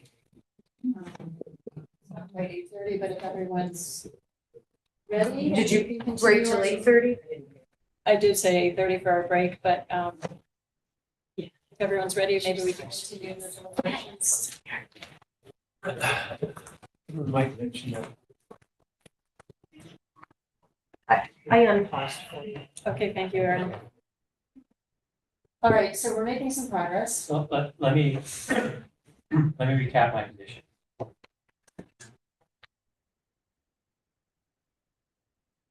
The limitation, I understand the point about using the example calendar as a condition and trying to keep that has the maximum number of meetings in any given, maximum number of days that a meeting or gathering can occur in any given year. I accept that. In addition, I'd like to add the condition that no more than 2 meetings can occur in any given day. And that way, I think we cover all our bases. Traffic is not an issue. The gatherings can't happen on a day of the meetings. The gatherings have the same impact as the meetings as far as traffic goes. There's only so many parking spots. And they're gonna use the, probably the shuttle anyway. So I'm looking at the draft without any of the big events. Right. Number 20 talks about programming and meetings occurring on the same day. That they should be 2 hours, at least an Right. hour apart. Would that be the appropriate place then, I I think? think so, and then no more than 2 meetings. in To any add day. no more than 2 meetings per day? I agree that would be the most appropriate place if the commission is in consensus for that. I'll add that in. We had that to both. Well, you're gonna end up with one. We're gonna have to make a choice between one or the other, so Okay, we that's haven't gone. our next big step. But For now, I'll add it to both. So you yeah, have add it to both. Okay. I think does that satisfy you, Bob? Yes. Okay, good. I And think that's that's not- reasonable, because I can't really see that there would be many more than 2 per day anyway, so doesn't seem like it's. And that's not in conflict with anything in the calendar. No. Okay. I have Oh, well, a let's see. suggestion for a clarification on number, I guess the without events, number 18. This is the Emily Hall Tremaine Foundation staff shall be required to be in residence when program residencies and experienced guests are at the facility. Yes. It should say that maybe at least one member of the staff should be. Do we want to require the entire staff to be there? That wasn't the I figured it intent wasn't the of intent, that but read it. condition. Just It it was, says the staff it was will be what there. the applicant proposed, yes. Cross off the. Yeah, Say a staff member. A staff, just take some staff, or at least one. yeah. Make it just, And Emily Hall Tremaine Foundation staff member shall be required to be in residence Yeah. when. That's fine. So that brings me to another question on how are we actually counting the numbers of these events? So the way I'm looking at these, a meeting could potentially is a meeting 12 people and that's it? Or is a meeting 12 people who were invited to the meeting, does not include staff or people who were already there, program residents or people actually doing programming for the meeting? How are we, where's the limit on that? What's the understanding around those numbers? Gatherings the same way. I mean, gatherings you could. So number 20, meetings and gatherings do not overlap with each other. You're talking about the number of people? Number of people. Right. So on page 4 of the findings, what the applicant requested Exactly. is- If you read that, it's Right. 12 people. but then- invitation only or by prior appointment for up to 12 persons. And so does that exclude staff? Does that exclude kitchen support, facility support? Does that exclude people who are on site for residencies? I thought we already discussed that. I thought we said that 25 people plus staff and. That's, the That's a gatherings are gathering, 25. Meeting, come on, meeting. Gatherings the same, I have the same question for gatherings, it's 25, it just says it's specifically The way that- excluding foundation staff and program staff. It wasn't specified what was used. At the last meeting, we were discussing that, whether the 12 was inclusive of staff or, and the 25 was inclusive or not. No, The- it says, The application states it's 25 guests. Right. it says here 25 persons in attendance excluding foundation Right, that's staff. what the application says, and then we started discussing, is that the appropriate number? Should we include staff in the total number? Well, are we also counting, are there program residencies, are they counted in that number also? Are they in There- addition? There was language that spoke to that in 21 about more for parking management purposes. Where meetings and gatherings, staff shall be required to manage on-site parking. Hold on. Parking for some larger meetings may require that residents or staff be located in the auxiliary gravel lot in the back to free up spaces in the main parking area. And then it said parkings for gatherings that exceed the number of on-site spaces shall be staged off-site and utilize the shuttle service. That doesn't say So anything about the number of people who are on site. Well, it also says excluding that these gatherings with the 25 exclude the staff and programming staff. And it clearly says that they're talking, the 25 are just these guests who come for gatherings, meetings, events.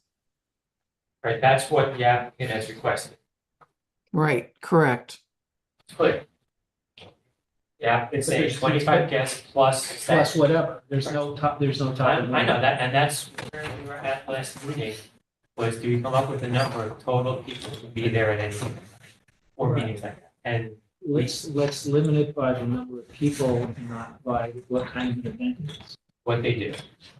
Well, it's limited in some regard by parking, but we are keeping an option for shuttles. If the gathering exceeds the number of parking spaces.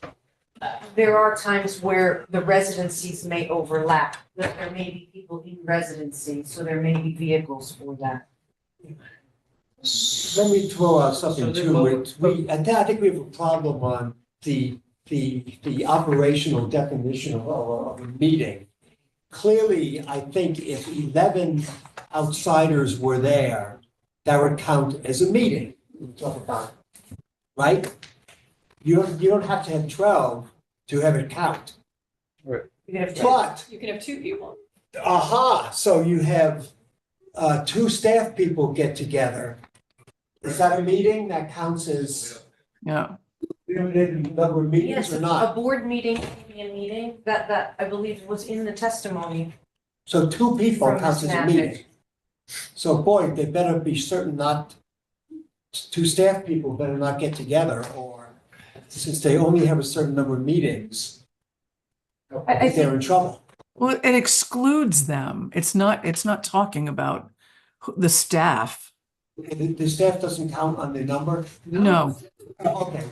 Okay, but But don't we? you have two people come in to meet with the staff person. That's not a meeting? The question is, I think, do you want to cap anyone assisting, on catering services or things of that nature, right? John, within the maximum number I of want to people? cap it at a specific number of people on site at any given time. I don't care what they're doing. I don't care if they're mowing the lawn.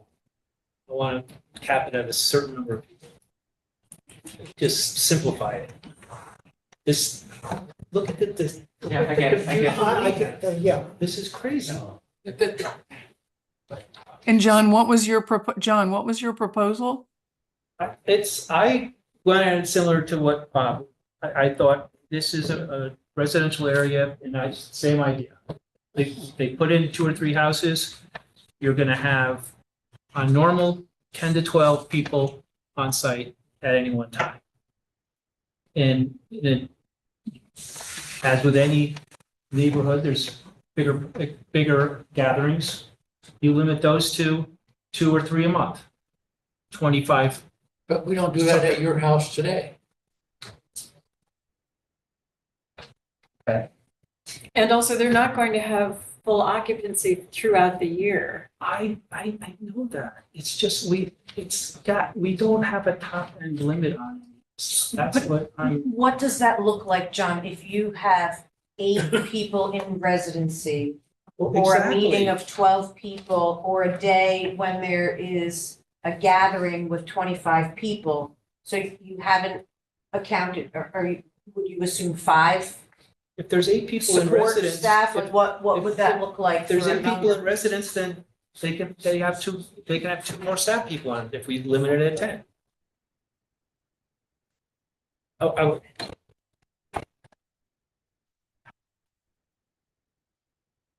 I just want to say again, we don't have to make it the equivalent of one residence. I'm not making equivalent of 2 or 3 or more like 3. Well, But apples and oranges, you What are? know, houses and this particular Tremaine Foundation location, they're not the same animal, not the same species. It can be an unfair comparison. It's in the same structure. It's in the same region. This is a house, it's a structure. The same as There's my multiple. house or your house. It's a house. It's But this is a multiple special structures. permit to allow, that allows the use. I was trying to understand the analogy, I understand, I'm with you. and I didn't understand the analogy. But so I guess what I'm hearing, the understanding is that these all build on each other. So you could have 8 people in residence. You could have a gathering of invited 25 people. You could have 4 or 5 staff people. You could have 5 to 10 kitchen and facility staff all at the same time. Is that what we're saying? If you look at the calendar, I mean, I guess that, Don't go to the calendar. I'm just But trying to. it's an I'm just example trying of- to understand what our limit is. That's all I wonder. If you're saying you don't want to put a limit in, then just say that. I think there should be a limit. Limit on what? The number of people Number on of site people, not number of meetings. Yeah. at any time. Number of people on site at any given time. Right. Number of meetings, that just doesn't exist. No, A that's- staff person says, the caterer, let's get together Tuesday. Doesn't at matter, 10." that's a meeting. But that's their call as to what they want to call a meeting. My purpose is they can't have but these 12 people meetings if they want. So we just want to limit Regardless that. of the number, right? Doesn't matter. Okay. They invite 5 people, 2 people, I don't care. I just want to make sure that the upper end does not impact the neighborhood. And so I think to John's point, I understand it, is there a number? How do we pick a number? well, that, How do we- a meeting and a gathering isn't proposed on the same day. Right, So you're not adding those together. that's good. So the worst case scenario is a gathering Parking lots. and 8 residents. Right. On the property, so that's 25 plus 8.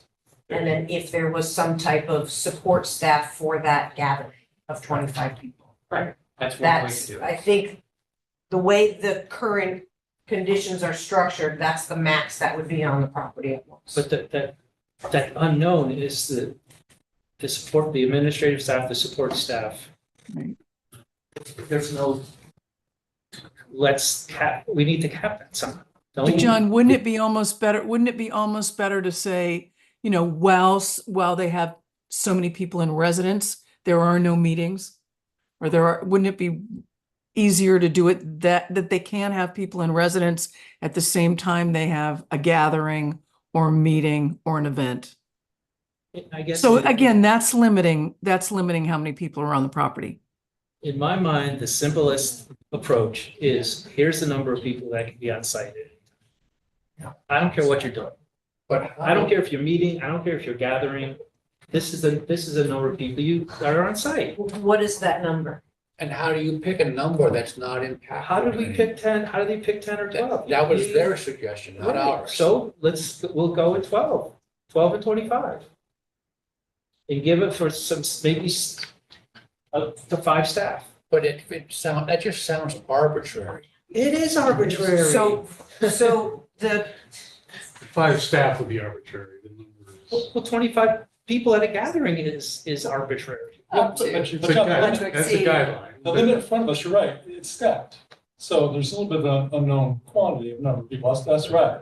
But the limit in front of us is 25 people as guests. Right. Or fewer. That's what's in front of us. And it's in front of us because that's what the applicant's putting in front of us. So we can, I guess, try to reinvent the wheel here and come up with some other number, but as you say, it's arbitrary. It's just inviting further, basically inviting. And the litigation. unknown is the number. of So staff. the question in front of us is 25 or fewer guests is really the question in front of us tonight. And if the answer is that that's too many, it should be 12 or fewer, well, okay, that's different. Why? And then the question is why, right? You got to connect it to something. Otherwise, as you say, it's arbitrary. So on the larger events for 150, the connection was noise nuisance. I think that will hold up. But for 25 or fewer, it's a little bit more challenging to connect it to something, especially given the evidence in front of us. John, the only thing I could do is connect it to traffic, like I was trying to do in the meetings. The idea is if it's acceptable to think that the site should have an impact similar to a 2 or 3 home development as was described by the applicant in one of the traffic study defenses. If we take those number of in and out trips and you look at the gatherings, it's 25 people, it's 28 trips for a single meeting because of number of people on site plus the bus. You end up with about 30 people as being the equivalent of 2 meetings as far as ins and outs. So that 30 range, now numbers can be up and down a little bit, but I had meetings with overflow parking require off-site parking and a shuttle with available on-site spaces. The overflow shuttle service can be estimated 1 to 2 in and outs for a total of 4 trips. That generates a total of 28 trips for a single meeting. Some people on the bus, some people on site. Using the same references to the zoning regulations, size 30 inclusive of staff, Howard does not support. So I thought 30 inclusive of staff. With respect to gatherings, I can't find any reason for us to say we should limit below the number they asked for. There's no, because you're not having it, we have meetings, and traffic is really the only thing you can hold on to. They're not going to generate. And even that is suggested that it would be almost Non-binding. it's almost unimpactful from what the traffic experts have indicated on the report. No, I'm not arguing the traffic experts, they are correct, the road can handle the volume.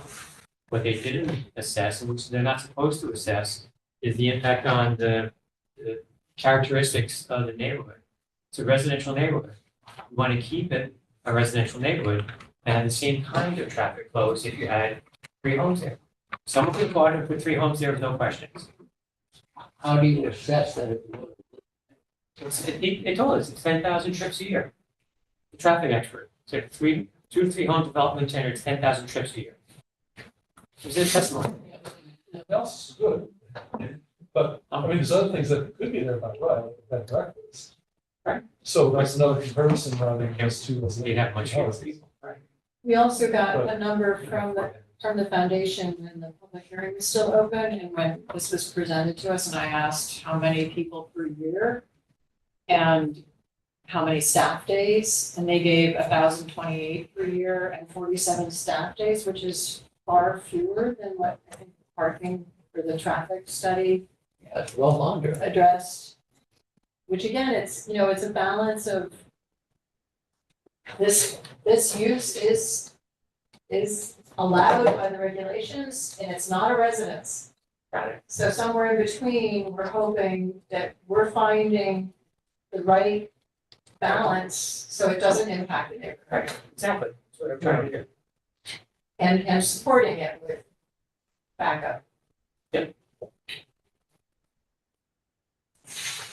So, But this special exception stays with the property, right? As long as they could sell it to another. And there could be another special exception application, and in fact, using the general's residence as an example, it's been through several, I think. However, there's one condition that was added at the suggestion of the applicant that it also requires that the property is owned by a tax exempt organization recognized under So it had to be a Internal Revenue similar Code. organization. Right. So we would have no, if we don't put some specific limits into this, then going forward, the Tremaine Foundation, maybe they decide it's time to stop. They sell the building to another foundation, that foundation can then Operate Ratchet under up. these conditions. They're bound. These conditions still run exactly. So with the what- special that's- exception. That's why I think we need to have specific limitations, And we do have a lot of specific limitations in here, but if not on you're the, not happy with them, I think at some point, either suggest what you want, or we should just suggested go it ahead 3 and, times already, Carol. but do you have a number that you can support as like an upper limit for how many people? Are you saying 25, no more than 25 people ever allowed on the property? That's, And what, that's based, and then I use the same logic as what, that's based on if it were a residential yeah, use, but it's not a residential use. That's the but problem. but it's a residential area. The mixed use area. Why does this have to run with the deed? So could we limit it to only this foundation owning it?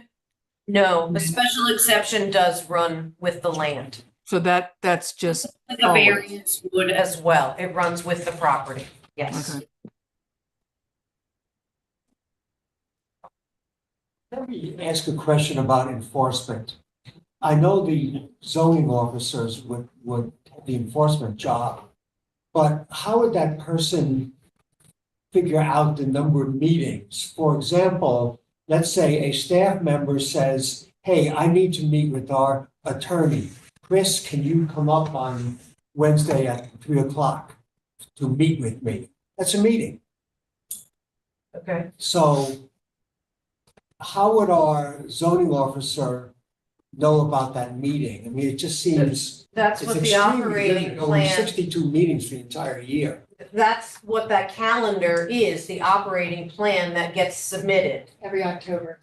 So starting October 1st of 2025 for the 2026 So year. it's realistic that the staff person there would know how many times they're gonna ask, we want to get together with our lawyer. I don't think that's what the meetings are, unless I'm totally wrong.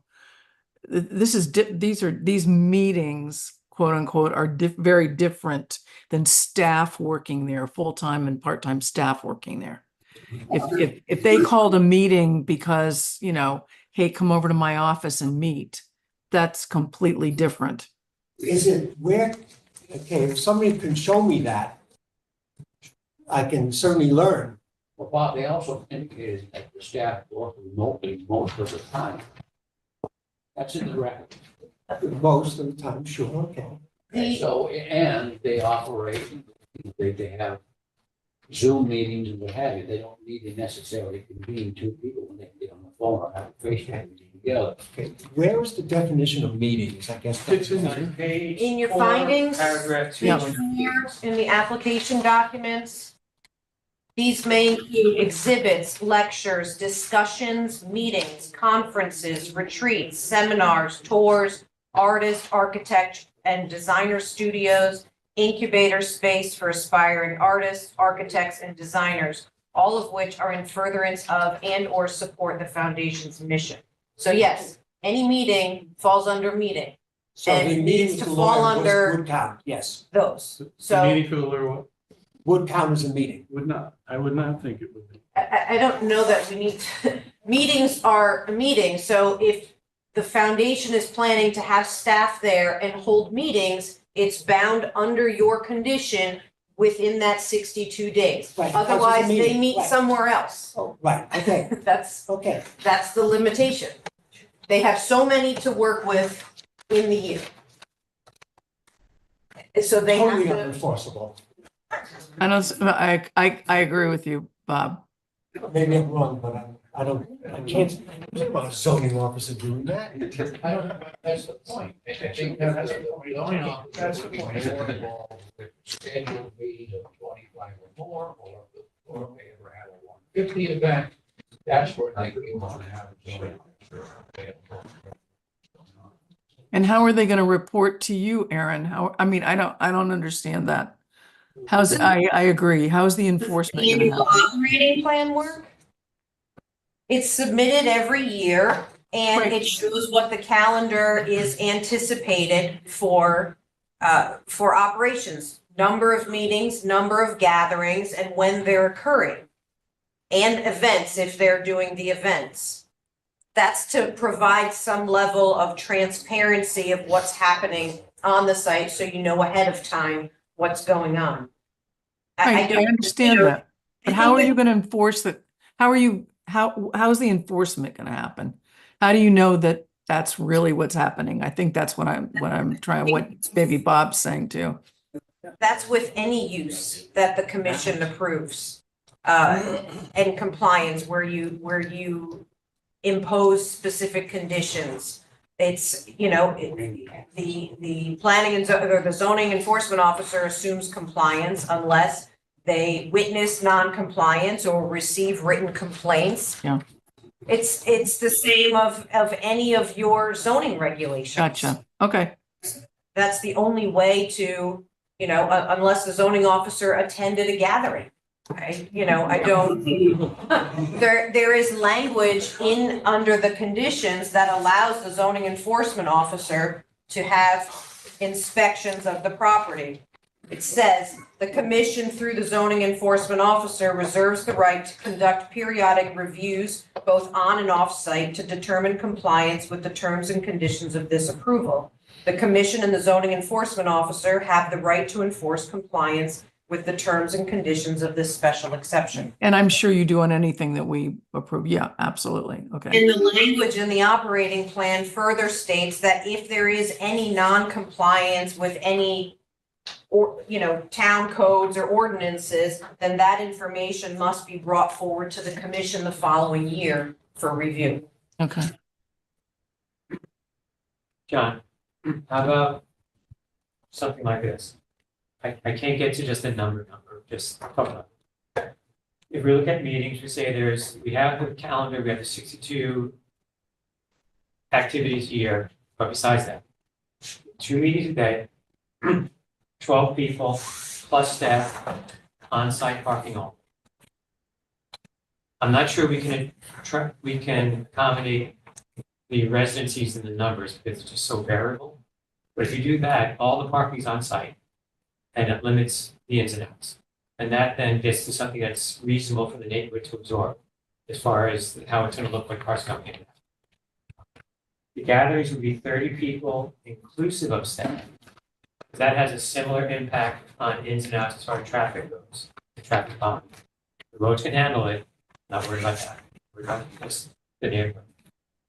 So if you have up to 4 gatherings a month, no meetings on a gathering day, like you said, you get 30 people inclusive of staff, that has a similar traffic volume impact as the meetings of 12 people. And then residencies are up to 8, but it's never going to be up to 8 because we have limitations on the number of experiences. Right. So it'll be rare that the experience will be the same 56. So I'm willing to take that chance.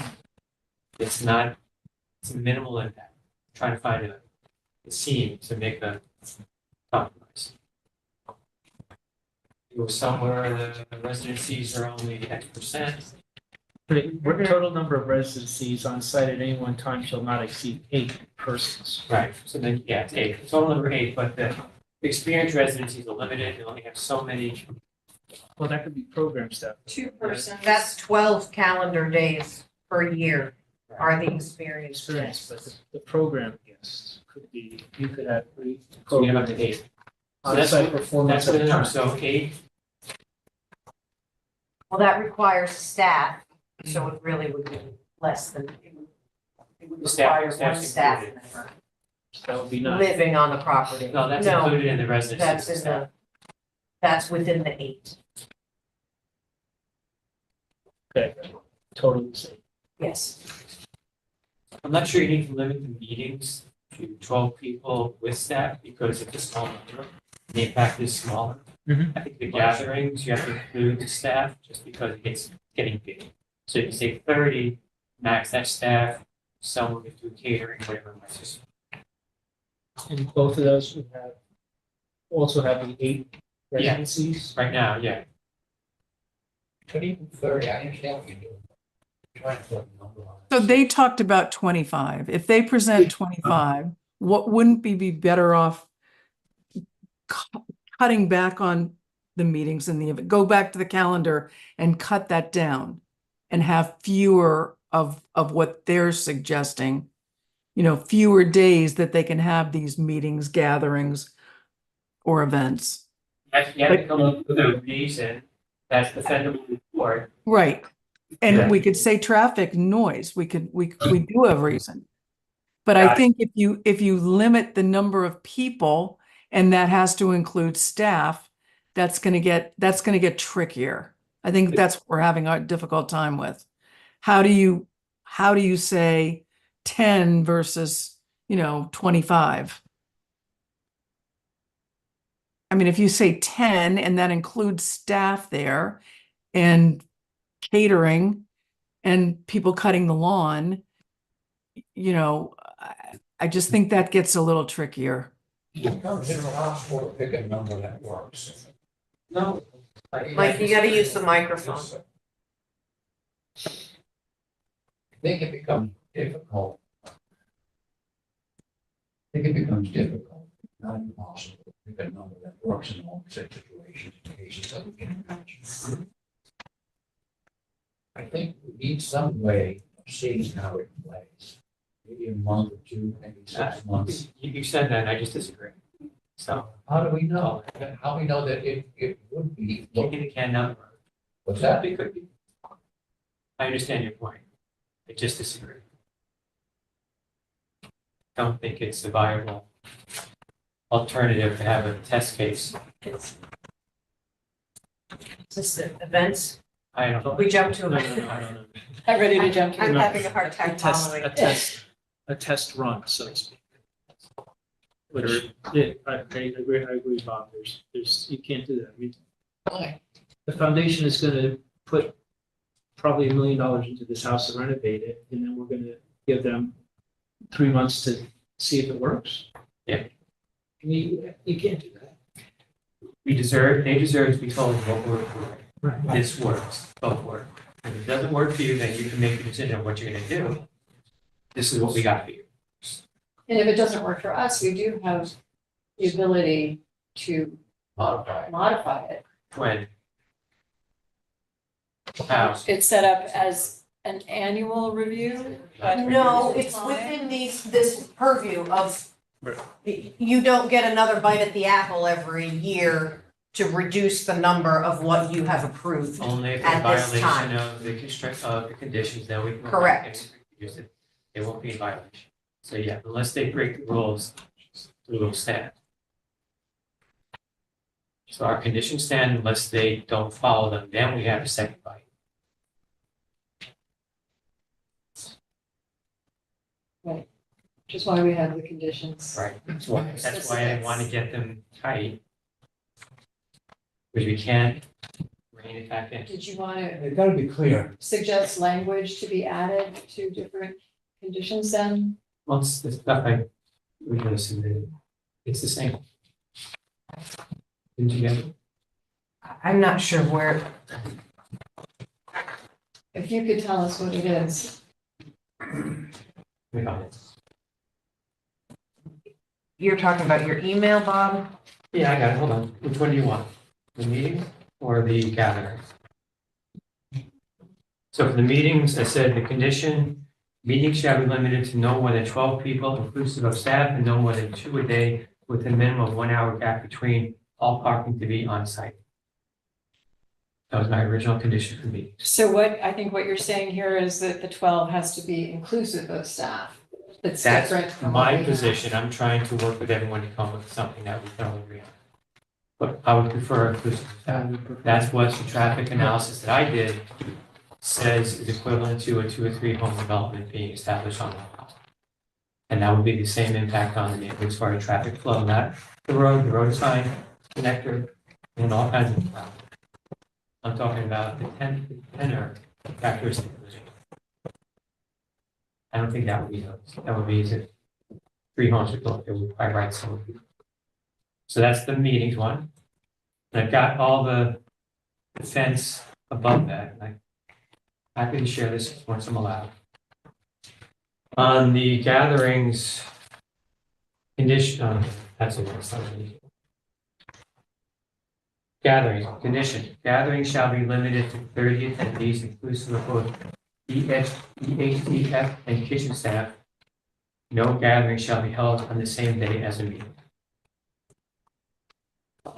So you're saying for gatherings not to exceed 30 people? All in, yes.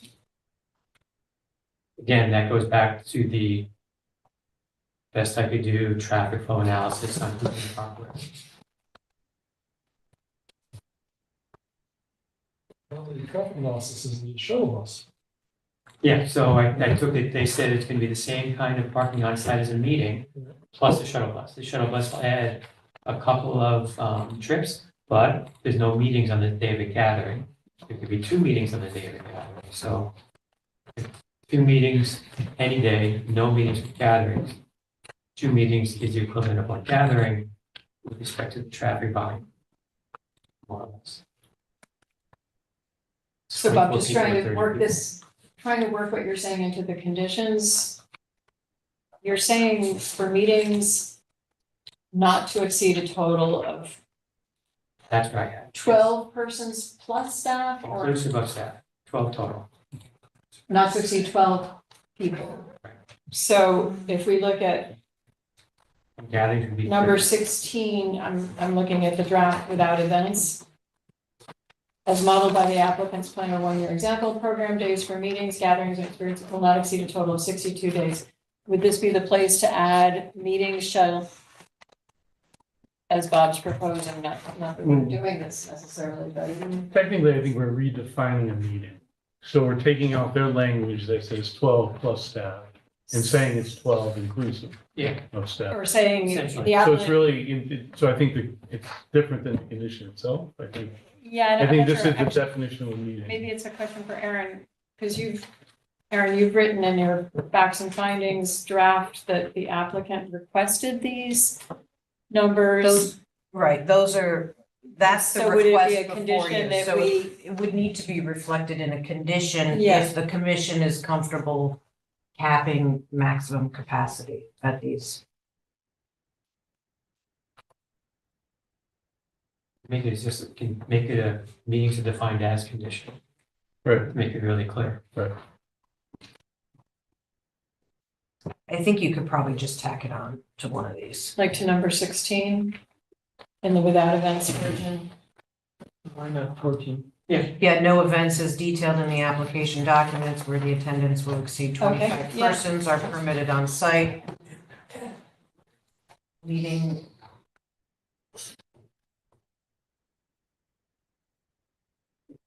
Yeah. Well, it could be- it's like on 17 where it says, the experienced guests shall be limited to 12 days per calendar year with a maximum of 2 persons per stay. So it's there, it's that kind of adding it on, you know, if you're gonna add it on. Carol, you mentioned, Yeah. which one, you were looking at 16? Because we talk about meetings there, Yeah. Yep, but it could also be Could go pulled with out 14 as too. part of 14 where we're saying, Meeting attendance shall be capped Yeah. at maximum meeting attendance, including staff at 12. so meetings including staff not to exceed 12? Is that what makes you feel better? Works. John, is that, Yes, that help you? And then you wanted to cap gatherings as well, I think? Yeah. right.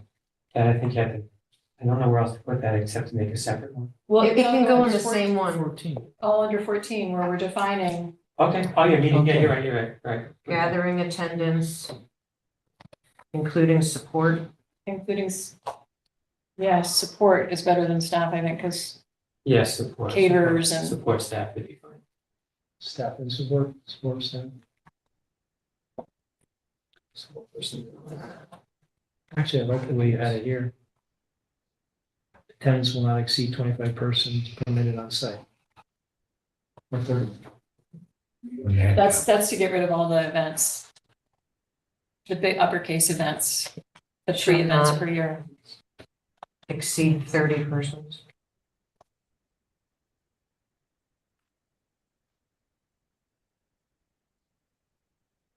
How many what was the number, Erin? 30? 30. Is that what you said? So read no events if you're going with the without one.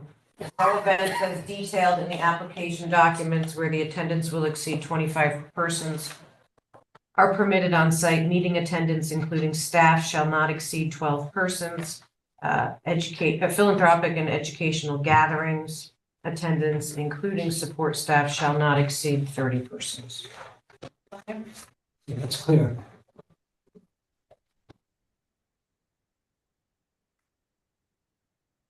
And I've been working with the no events draft because I think that that's, some of us are okay with events, but especially the larger events, we definitely, 150 It's difficult. people is a challenge. So So, should but- we, But the foundation can apply in another year and we'll see if things go well, maybe we can try that. Well, that's just a, Aaron, if we deny events, we put in a condition, events not allowed, and they come back and ask for modification to the special exception to put them back in a year? Can they ask again? Sure. I would assume anybody can So ask then we for don't have to put anything. in anything. To invite them back? No, The viewing it's platform understood that is somebody now could come. 2x4. All right, I mean, it could go both ways. put in no events, they're allowed to come back and say, we really would like them, here's the reason why. Because we'll tell them why we're saying no. Anybody can come back. They can go back and try to convince us. Why wouldn't they? Legal fees. But are we all in agreement that the draft without events? Yeah. Is definitely the way to go. And that gets rid of the 150 bigger fundraisers, and they can have them in another All venue downtown. and contribute to the town that way. I think we agree to that. Yes. So are we getting close to a vote by any chance? Sounds like Erin, it. you've made Yes. notes. I'm updating your notes right now in the text and can bring it up if you wanted to move forward to I just had a couple of, should be very non-controversial. Let's hope so. There are more, some of the questions for Aaron as to why certain conditions were included. And there was one error in transcribing, but. So I'll wait till she's on. What's your question? Number 4, we call out the maximum height of the structure. Do we need to do that since that's the bulk standard in RU1? Is that required? Or is it just a change? The applicant, I know, they put it, but we take it out, does it change what they can do? Why would you want to take it out? Yeah, why? not necessarily. We never- Because it's already part of the regulation. Yeah, I just like editing that aren't That's necessary. like saying, We can read it. I mean, the same with number 2. That's why, my question is this, does a special exception require these kinds of, this level of specificity be put into the conditions? Or is it, I thought it was just bulk standards apply. I think it clarifies, number 1 is in conducting uses permitted shall comply with all applicable federal, state, and town laws, rules, and regulations, but specific to this site, we do not want them, just emphasizes. That's fine, okay, I'm with you, Is that I'm with you, yeah. The one thing I had was, number 19. It has the continued past 6 p.m. Sunday, Thursday, and 10 p.m. on Fridays and Saturdays. The request for meetings and gatherings was to end at 9 p.m. on the weekend. 10 p.m. was the events.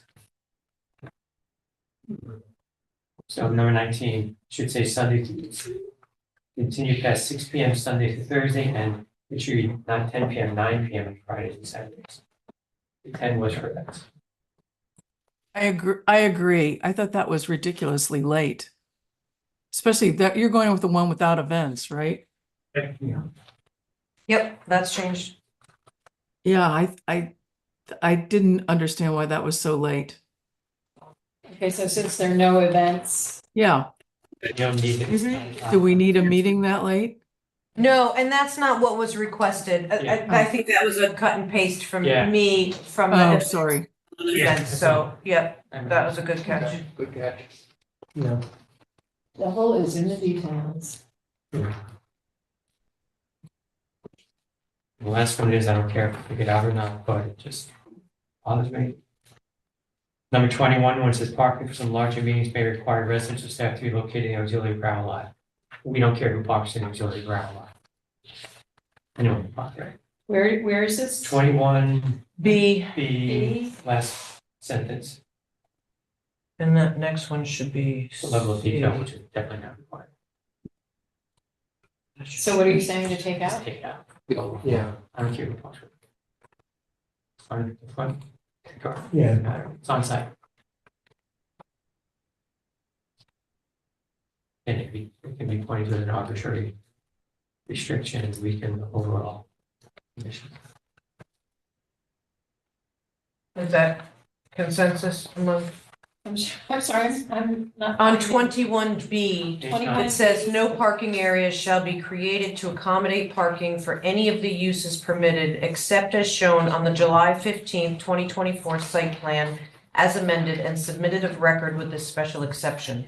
Parking for some larger meetings may require that residents or staff be located in the auxiliary gravel lot to free up spaces in the main parking area. And what are you having a problem with? It's not our responsibility to say who parks where on the approved parking spaces.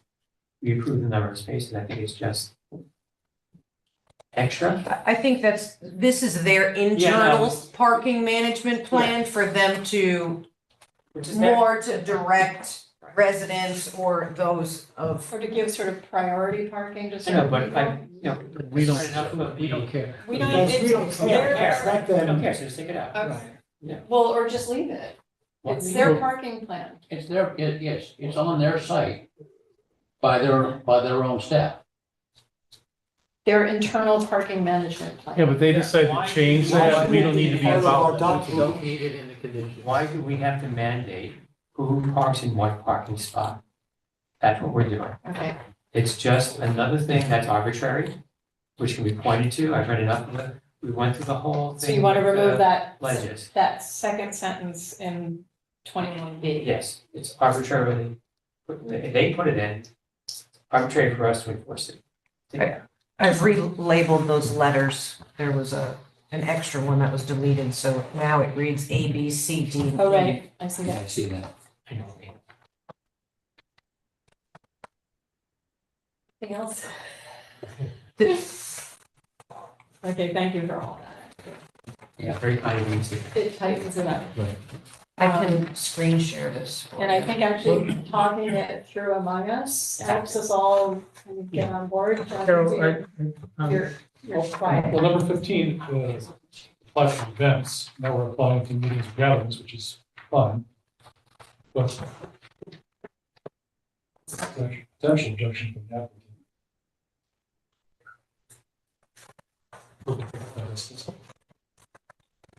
And then, I'm okay leaving it, but if there's a reason to take it out, leave it in. do we need, number 22, if we're gonna keep the traffic light, do we? The road improvements? Right.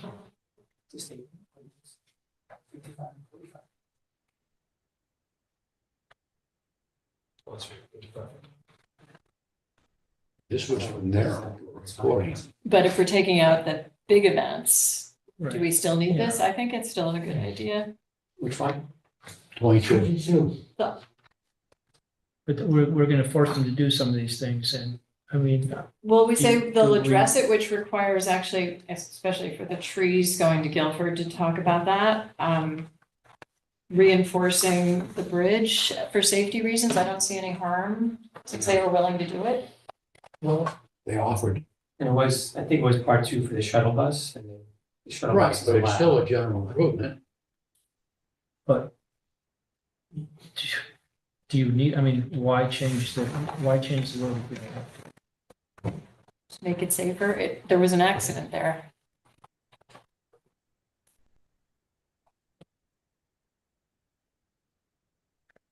I don't know, seems unnecessary to me to. I mean, if I understood that, at least that bridge improvement, it was to add guardrails, which it's already too tight. But You add guardrails, you're. The point was made that it only extends it, I think, 2 inches was what they said.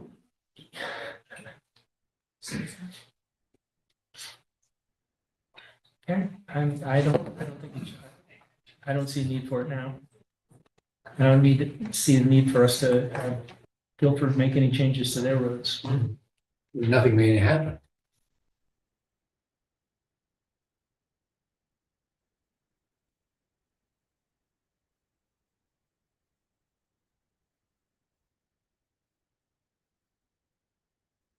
So I thought about leaving these in or taking them out.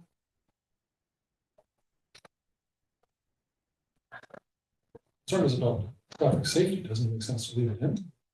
I think so. I do too. Yeah.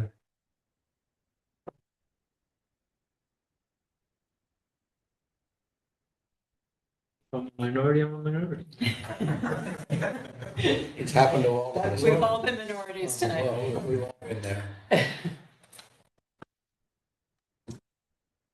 Are you comfortable with the additional language added under the findings for you, for where it applied to section 4.4? And it was A, B, and C, and that was the red language on page 3 that sort of clarified that a little more. Yeah, I thought that was good. That was the only other changes that came to this It's from, light gray. on that we it. didn't, I've got, oh, I don't have color. I can pull it up. No, I No, got you it. can see I it's mean, light gray. I remember what I saw. It is lighter, okay, I apologize, tell the I didn't difference. realize Michelle printed it in black and white. What do Your you- email. Aaron, are we still without events? Yes, We're still on page 3 with, okay, yes, Three. page 3, no events. yep. Aaron, with respect to C, the A and Yes. and B are fine. I think there's having many of which have been self-imposed, but applicant is unnecessary to do it. That's fine.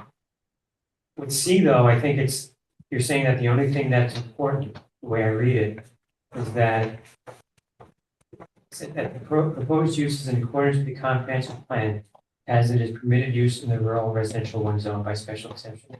I don't interpret the comprehensive plan as needing just that to be in compliance. There's more to it. So I don't know how else to modify it. You don't have additional language that you? No, I just read that. I haven't thought of the language yet. So the comprehensive plan is the combined zoning map and zoning regulations.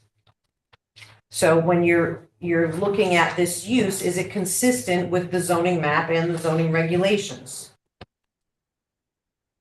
Yes, but not just because it's allowed, not because it's a permitted use, it is. I think with the conditions put in place, it is aligned with the comprehensive plan, but not because it's permitted use. That's one of the reasons. It's in line with the comprehensive. Conditions put in place, it's more congruent, I can't think of any word. With the neighborhood, it fits better within the neighborhood. Compatible. I think that's a nuance changed. Is in accordance, that doesn't do it for you? It doesn't really matter. I don't think it matters what we put here. I'm not sure. But it's funny to bring it up.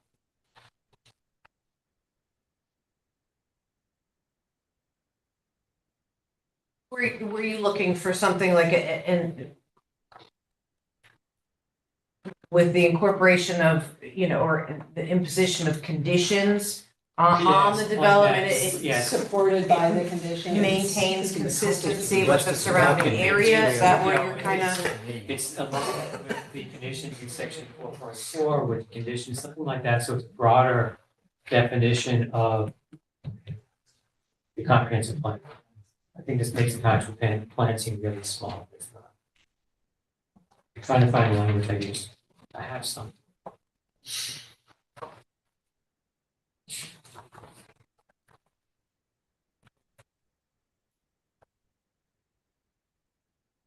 Well, that's sort of in the last lines of the findings.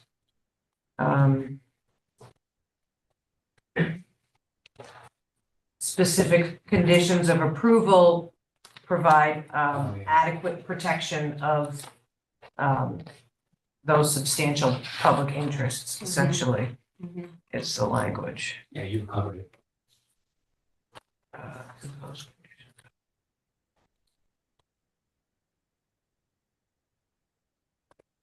So one thing, maybe this language helps. This is from section 5.1 in the regulations. There's a lot of words before it, but basically it says it is intended that all uses permitted in these districts be compatible with single-family development and consistent with local street characteristics. We can grab that. The conditions then put this application in alignment with that statement, which is in the regulations themselves, which to me is part of the comprehensive plan. Those conditions of approval provide adequate protection. I'm being very nitpicky on that. Read that again. Sure. You have to put it into a sentence that works. This is from section 5.1. It is intended that all uses permitted in these districts be compatible with single-family development and consistent with local street characteristics. We're talking about the RE1 district. So do you want to add compatible and consistent? I think Because it's the same language? if you put this in there and say it's allowed in the zone, the conditions, with the conditions imposed, it is now compatible with single-family development as required, or not required, but as implied by the context. The imposed conditions of approval provide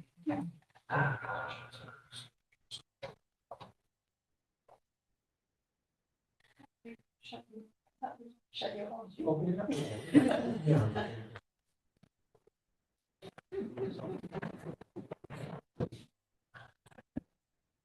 imposed conditions of approval ensure compatibility with the surrounding neighborhood. Compatibility and consistency. And consistency. Beautiful. Thank you. That's the better. Even has some alliteration.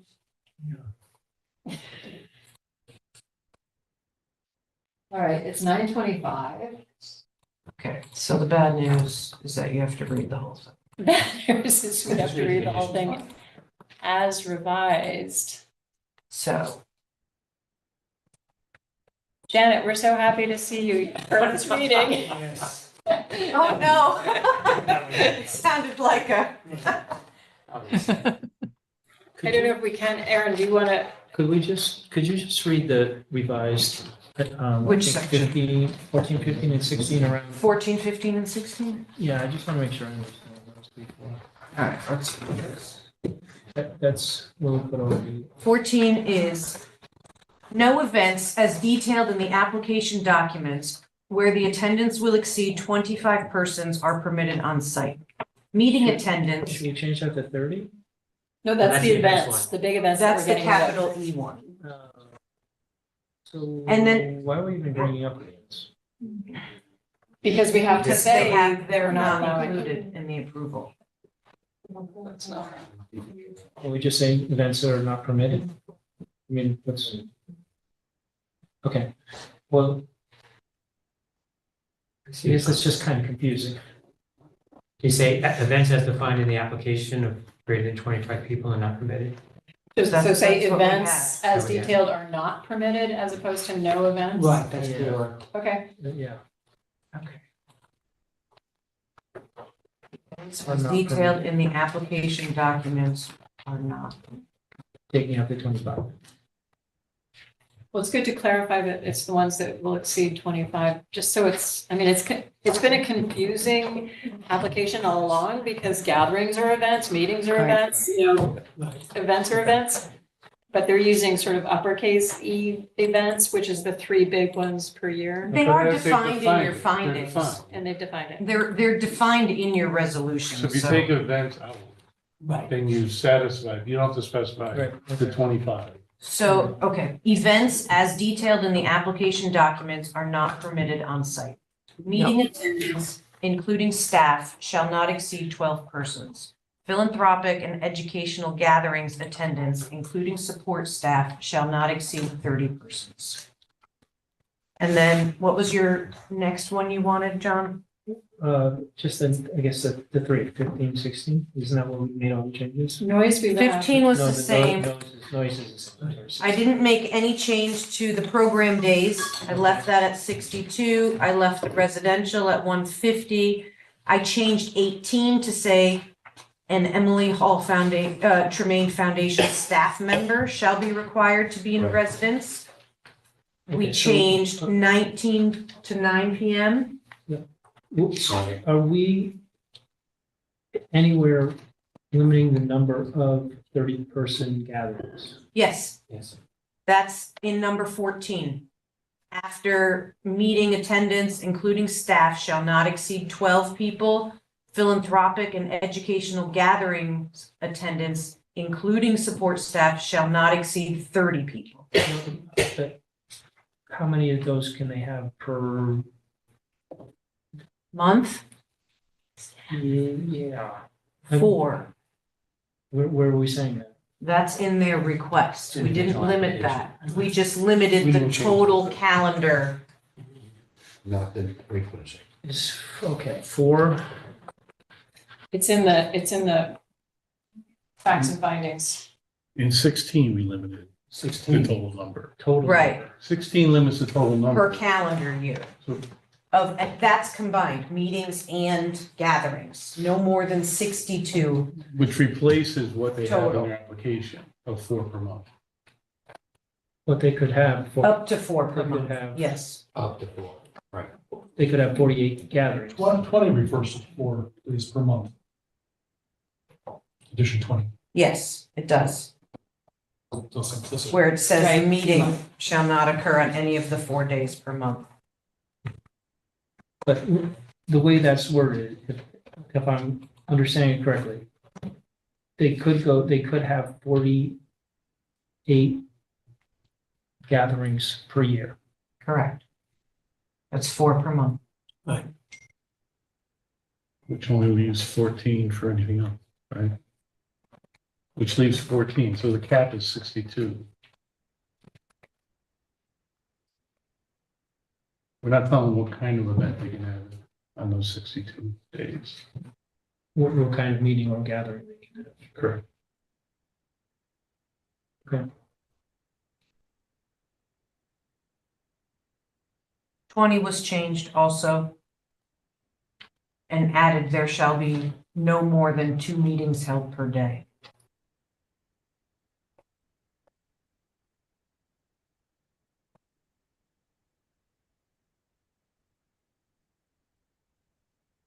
Twenty-one was amended to remove the language of parking in the auxiliary spot. What else? That was it.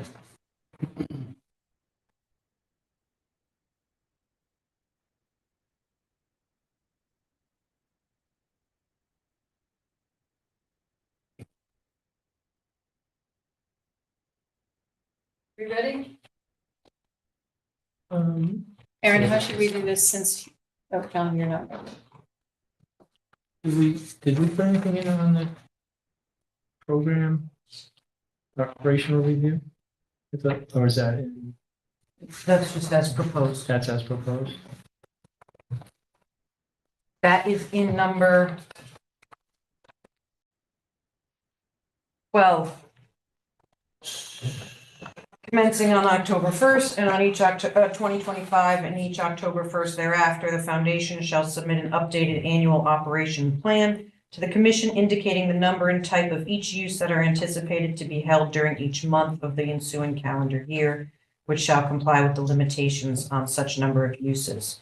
In no event may the maximum number of uses exceed the number allowed per this special exception. In the annual operating plan, the foundation will identify and provide contact information for the following point persons: president of the foundation, the accounting manager, and contracted property manager. So do we still need that if we putting these restrictions in? Specific to 62 days and meetings at 12 and gatherings at 30? But we need to have something that addresses the operational plan, I think. I guess I'm questioning the need for the operational plan.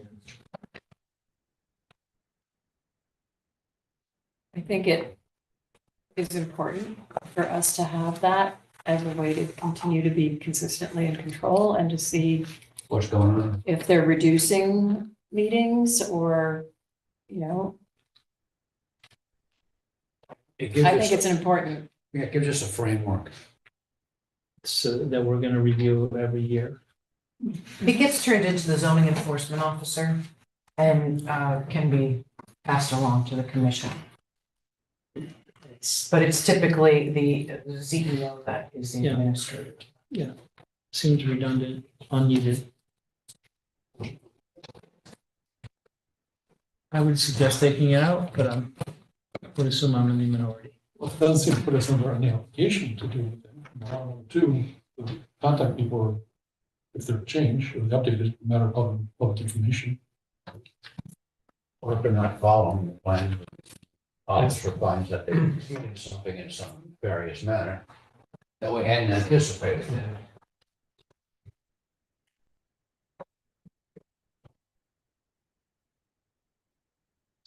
Give us a reference point, Jim. We have the reference point, it's in there.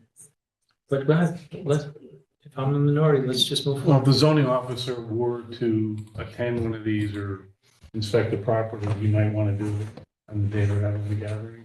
He would have that information No, provided to him. There's no day, there's a certain amount for every month. But when they submit their plan, they would have those dates. and that's the reference point to enforce.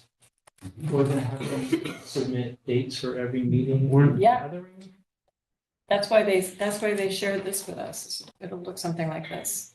Well, that's not telling me what day that's on, that's telling me that they're gonna have 3 in January. Nope, if Right. you open it up, it goes month by month. It's just like a farm that submits for having a wedding. That's right, there's farm uses that do the same thing. It's more specifically letting you know how many each month and what types they are. So it does require pre-planning in their programming. So And they're- it's a check and balance, in my opinion. We're not approving. They're submitting. Fine.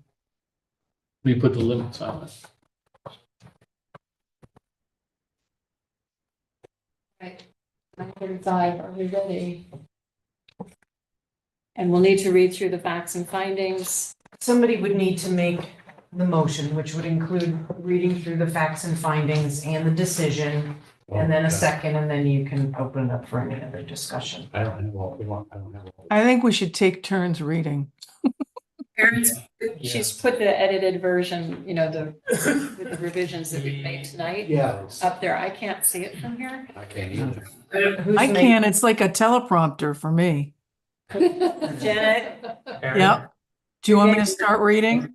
Hold on. We didn't have a motion yet. Oh, Yeah. sorry. There is no motion until someone reads it. And the facts and findings do not include the references to the traffic impact that we use to justify the 2 meetings and such. And it doesn't include the references, I think, to the lack of evidence with respect to noise and property values that we use to exclude the events. So that needs to be in there, we need to rise them. If we can rely on other sources of incorporating that information, that's fine. But the facts say, and here say, traffic is fine. The language, so on page 7 of the decision, of the findings, it said, it does talk about noise concerns specifically regarding events were raised during the public hearing. The applicant self-imposed time limits for meetings, gatherings, events. Additionally, the applicant proposes that noise associated with any events shall not exceed 55 decibels.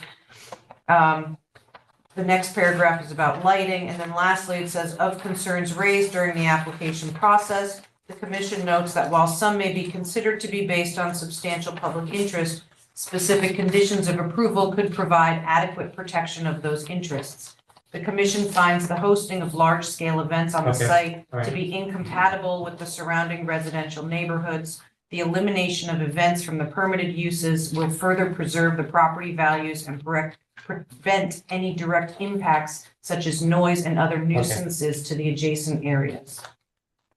We need a similar paragraph limiting the number of meetings since we're reducing that, or No, we can I rely on. think it's fine. I just want to make sure we don't know. All right, could I have a motion that we approve with conditions specified tonight The reading of that is. after reading the facts and findings is when we make the motion? Yeah. Okay, so Well, you can ask for a motion and then somebody needs to volunteer to read it. And that's the motion. Janet, can you see it on your Yep, screen? I can start. I don't know if my voice will hold out for 11 pages, but Great, thanks. So I can certainly start. Please, I will have a motion to approve with the following conditions. Okay. Is that correct process, Erin? Or do we have a motion to approve with the conditions and here are the facts and findings? This is part of your resolution, the facts and findings. So you go through the whole thing. Yep. And the conditions. Mm-hmm. Your facts and findings and decision, and then you have a second. Okay, ready? I just we want to just say make the sure I'm same making thing? the motion at the right time because this is the longest we've ever had. Janet has to make the motion. She So Yep, so Janet, you would make the following motion. Okay, so I make the following motion that we approve. Oh boy, do I have that? Your following motion is the following facts and findings. Just read it. Okay, That's your motion. I make a motion that we approve the following facts and findings. The Planning and Zoning Commission has received this application, number 24-10, 6 Opening Hill Road, map 70, lot 1-1/1-14, zone RU1, from owner/applicant, the Emily Hall Tremaine Foundation Incorporated, for a special exception permit pursuant to section 5.4A and 3.4C for philanthropic and educational use of the property, which includes arts, architecture, and other philanthropic and educational exhibits, meetings, tours, on-site residencies, events, studio and collaborative space, applicant's administrative offices, and a museum/gallery store, all as more specifically and fully set forth in the statement of use and project description as amended, which is included with the application and on file with the Planning and Zoning Commission. A public hearing commenced on May 16th, 2024 at a hybrid meeting in person and via Zoom platform, and was continued on June 20th, 2024, July 16, 2024, August 1, 2024, and August 15, 2024, also hybrid, in-person, and via Zoom platform. At this fifth meeting, the commission closed the public hearing. Deliberations were tabled to September 5, 2024, and continued on September 19th, 2024, and October 3rd, 2024. This proposal includes a request by the applicant to allow the Emily Hall Tremaine Foundation to substantially restore and preserve the existing historic structures, grounds, and landscaping on the site, which include a main house with additions, a barn, pool, and surface parking for 12 vehicles. The The project does not propose any new buildings. The applicant will install a new subsurface sewage disposal system to service the house and barn. They are also proposing to install a gravel overflow parking area. The foundation looks to utilize the property for philanthropic and educational uses, which include administrative offices, meetings, gatherings, events, and on-site residencies, including a kitchen. As shown on the subsurface sewage disposal system plan and the site plan prepared for the Emily Hall Tremaine Foundation by Summerhill Civil Engineers and Land Surveyors, PC, the applicant is not proposing any activities within the 100-foot inland wetlands and watercourses upland review area, and therefore has not made application to the Madison Inland Wetlands and Watercourses Agency. Additionally, it is noted that the subject property is not located within the coastal zone. Attorney Christopher M. McKeon of Burstein, Volpe and McKeon, PC. Michelle Napick, President of the Emily Hall Tremaine Foundation. Michael J. Ott, PE, LS of Summerhill Civil Engineers and Land Surveyors, PC. David G. Sullivan, PE, and Nina Peak, AICP, both of SLR International Corporation, and Mark P. Nadeau, SRA Real Estate Appraisers and Consultants, all provided testimony as to the details of the application on behalf of the applicant. The Commission acknowledges that significant public input has been received during this hearing process, both through written and oral testimony. Various concerns have been raised by residents regarding this proposal. As a result, the applicant further clarified and modified the proposed statement of use in an effort to address such concerns. The Commission understands that the applicant has withdrawn the 0.17 acre parcel on Indigo Trail, identified as map 70, lot 1 through 14, from this application as a response to objection raised during the hearing regarding a declaration of restrictive covenants by Indigo Woods LLC, dated September 19, 1995, and recorded in volume 672, page 277. The subject property is located in the Rural Residential -1 RU1 district. The minimum lot area for the zone is 80,000 square feet with 48,000 square feet buildable land. Minimum lot width of 200 feet, maximum building coverage of 10%, maximum building height of 30 feet, minimum front yard of 40 feet, minimum rear yard of 30 feet, and minimum side yards each of 30 feet. The parcel is 6 acres and complies with the minimum lot area as well as minimum buildable land. The width of the property exceeds 200 feet. The existing buildings on the site are compliant with minimum lot coverage for the RU1 zone and for the philanthropic use per section 3.4C, as well as required side and yard and rear yard setbacks. However, they are not in conformance with the front setback regulation. The proposed project would not change the location of the existing structures, nor will it expand the legal nonconformity. Section A2 of the Connecticut General Statutes enables the Commission to establish zoning regulations. It further allows the Commission to provide through regulations that certain classes or kinds of buildings, structures, or use of land are permitted only after obtaining a special permit or special exception subject to standards set forth in the regulations and to conditions necessary to protect the public health, safety, convenience, and property values. The Madison zoning regulations in rural districts, section 5.4, allows specific uses permitted by special exception. These include the same uses permitted and in the same manner as a residence district.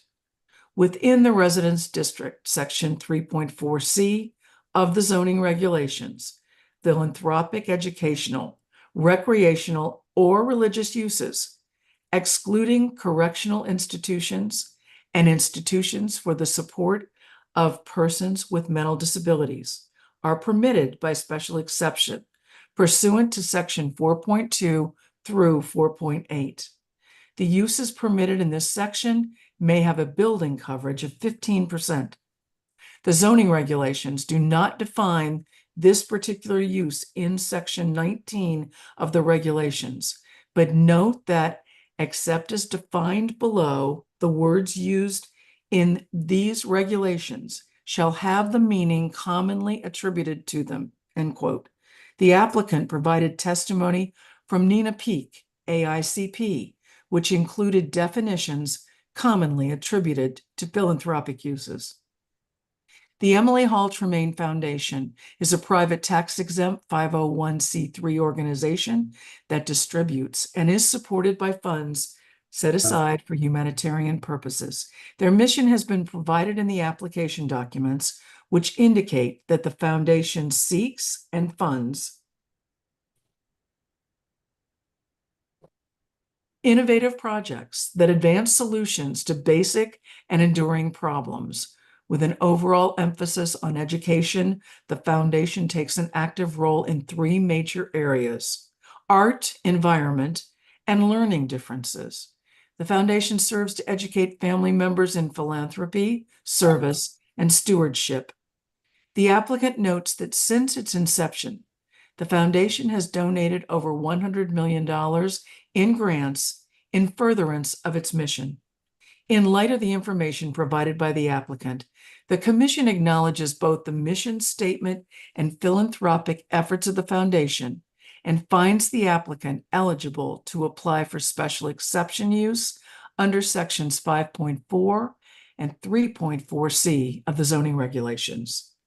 In deciding a special exception use application, the Commission is bound by section 4 of the regulations, which prescribes the application process, considerations, and other procedures involved.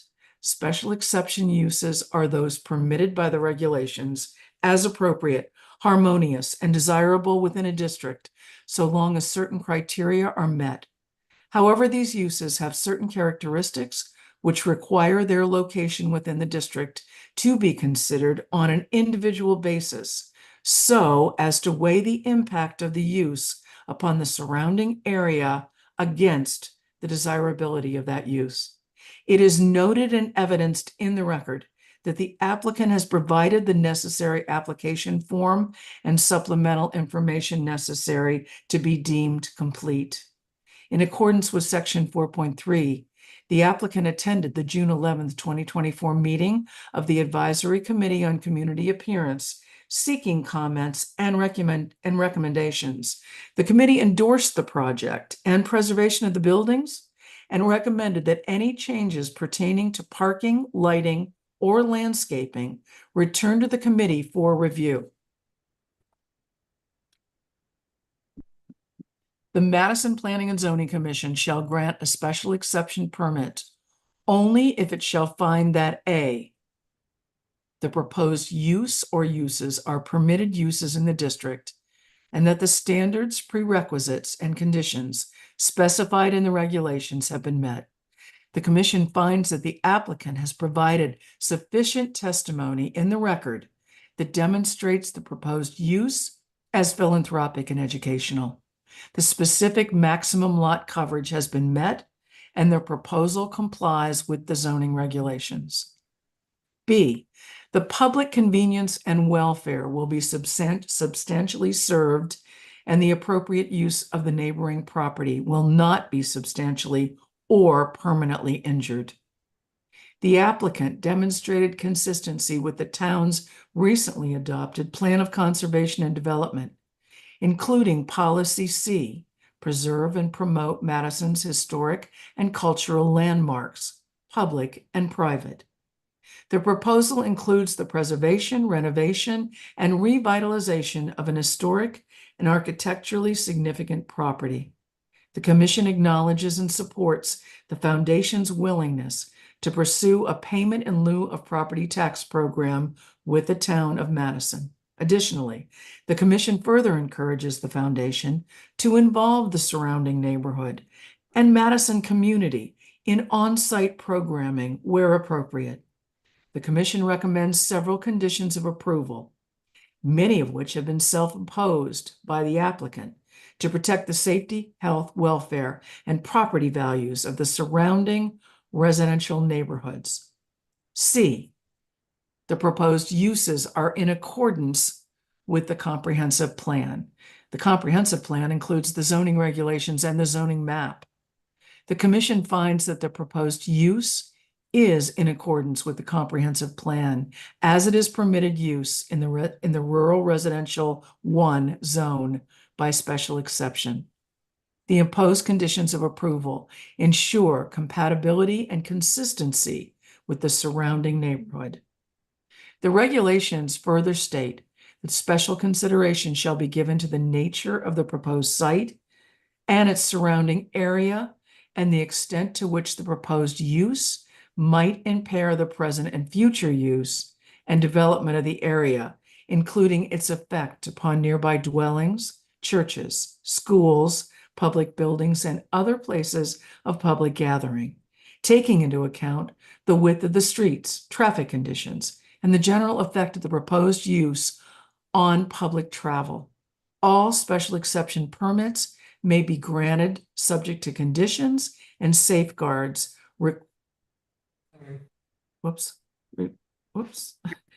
Other public places of public gathering, taking into account the width of the streets upon public travel. All special exception permits may be granted subject to conditions and safeguards required to preserve public health, safety, convenience, welfare, and the property values of the surrounding areas.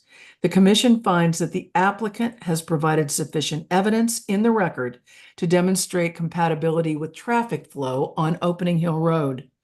Furthermore, the applicant proposes to implement safety improvements along Opening Hill Road, including the Neck River Bridge, as well as limited sightline clearing for safety ingress and egress from the subject property. The components of the proposed philanthropic and educational use are evidenced in the application documents and oral testimony, administrative offices. The Emily Hall Tremaine Foundation seeks to utilize no more than 1,500 square feet of the existing buildings for administrative offices. The applicant indicates that current staffing for the foundation includes 2 full-time and 2 part-time employees that primarily work remotely. It is anticipated that staff will utilize this office space 1 day per week and during any site programming. Meetings. The applicant is requesting an unlimited number of meetings on site, which will be by invitation only or by prior appointment for up to 12 persons. These may include exhibits, lectures, discussions, meetings, conferences, retreats, seminars, tours, artist, architect, and designer studios, and incubator space for aspiring artists, architects, and designers, all of which are in furtherance and of or support the foundation's mission. These meetings will not be revenue generating. All meetings will occur between 8 a.m. and 6 p.m. Sunday through Thursday and 8 a.m. through 9 p.m. Friday and Saturday. Food and beverage may be served and prepared on site in the service kitchen or by outside catering services. The parking for meetings shall occur on site, with any overflow parking located off-site and serviced by a temporary shuttle bus operation. Gatherings. The applicant is seeking allowance for up to 4 gatherings per calendar month, which will be philanthropic or educational in nature, and have no fewer than 13 and no more than 25 persons in attendance, excluding foundation staff and programming staff. Similar to the meetings, these gatherings may serve food and beverage, either prepared on site in the kitchen, or through outside catering services.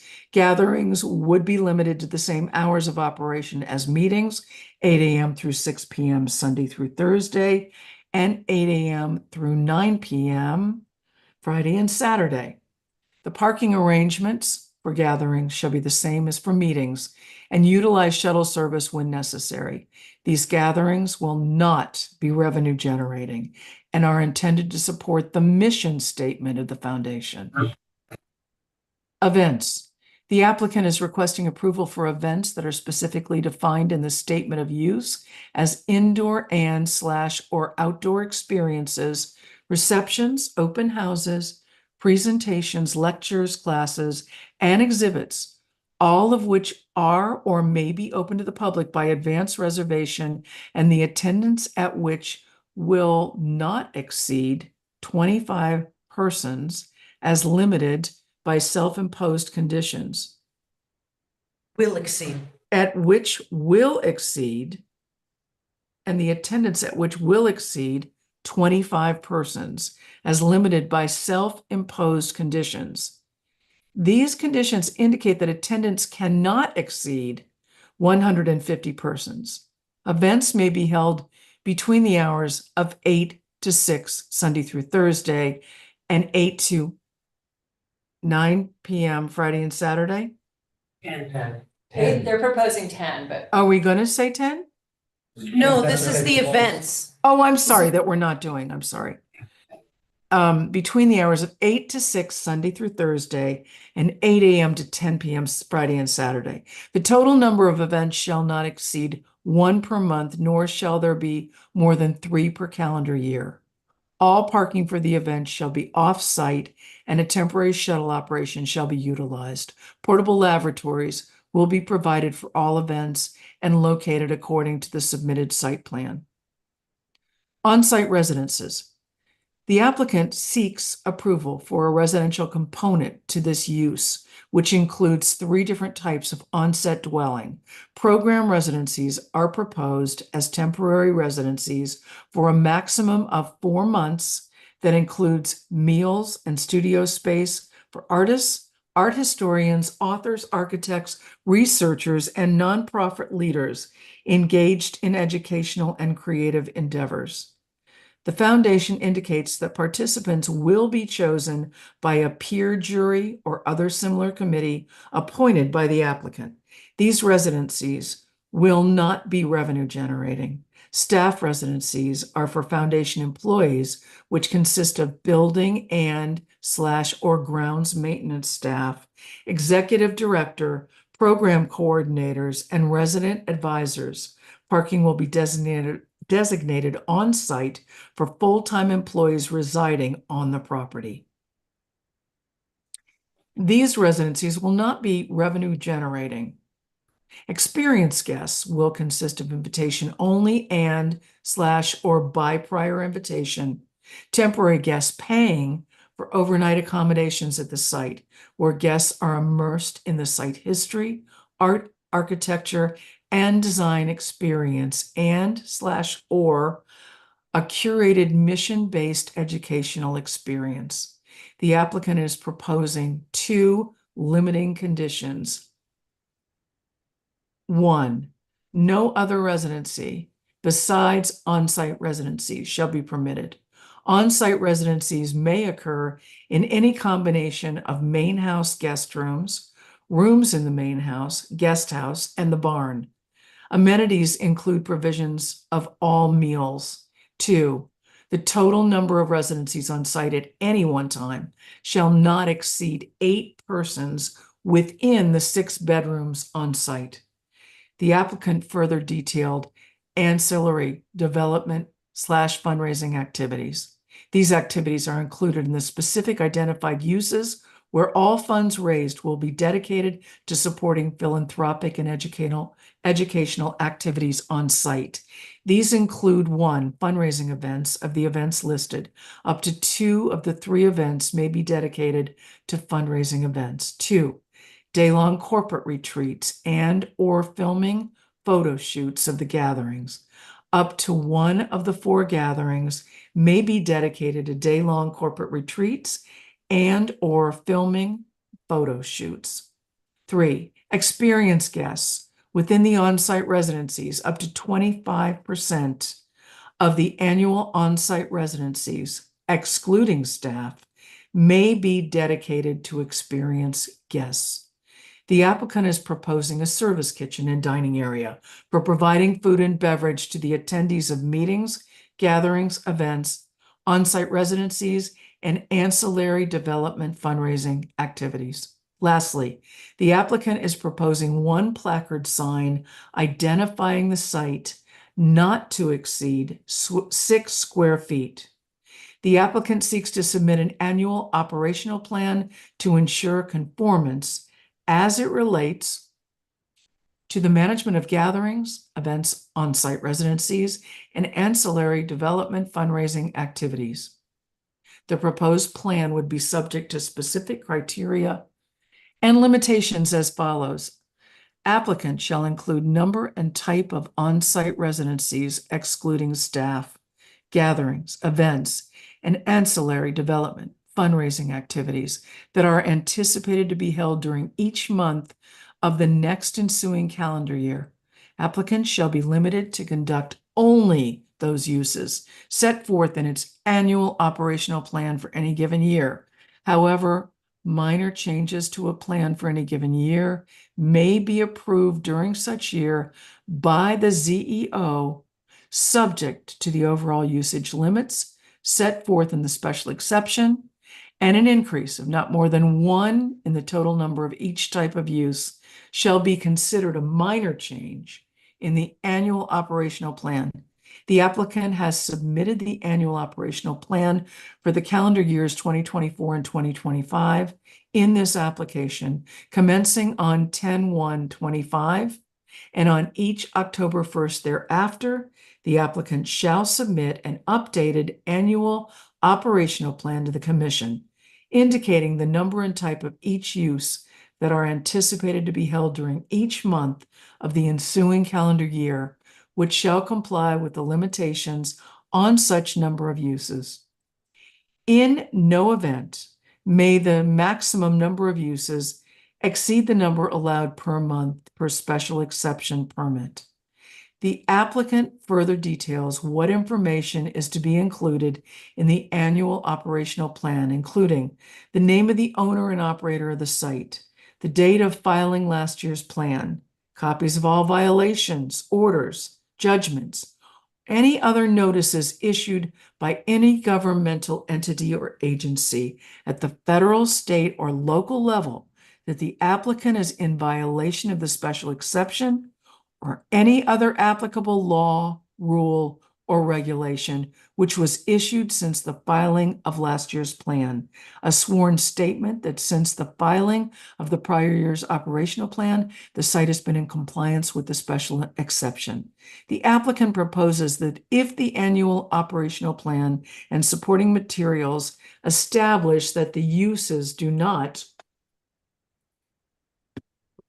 exceed the number and types previously approved under the special exception, and no notice nor violation orders have been issued to the applicant in the prior calendar year asserting noncompliance with the special exception, then the commission shall approve said plan. The applicant further proposes that if at the time of filing the annual operational plan, the commission determines noncompliance, or if there has been a notice, violation, or order issued indicating such in the last year, the commission shall, after notice to the applicant, owner of the site, and the persons or parties who were required to be mailed notices by this application, those within 500 feet of site, hold a hearing to determine whether any enforcement action should be taken and whether any amendments to the special exception permit or annual operational plan for the next ensuing year are warranted under the circumstances. The commission acknowledges that traffic concerns associated with the proposed development have been raised. Fear of increased traffic volume on Opening Hill Road and neighborhood side streets, along with inadequate on-site parking, were noted. Opening Hill Road essentially runs north and south past the site. The speed limit on the road is 25 miles per hour. The commission reviewed the written and oral testimony from David G. Sullivan, PE traffic engineer for SLR Consulting International. Both the commission, residents, and the applicant recognize that portions of the existing road narrow to less than 20 feet, as evidenced in the record through both presentation and the written traffic assessment by SLR International Corporation. Opening Hill Road is classified by the Connecticut Department of Transportation as a major collector road.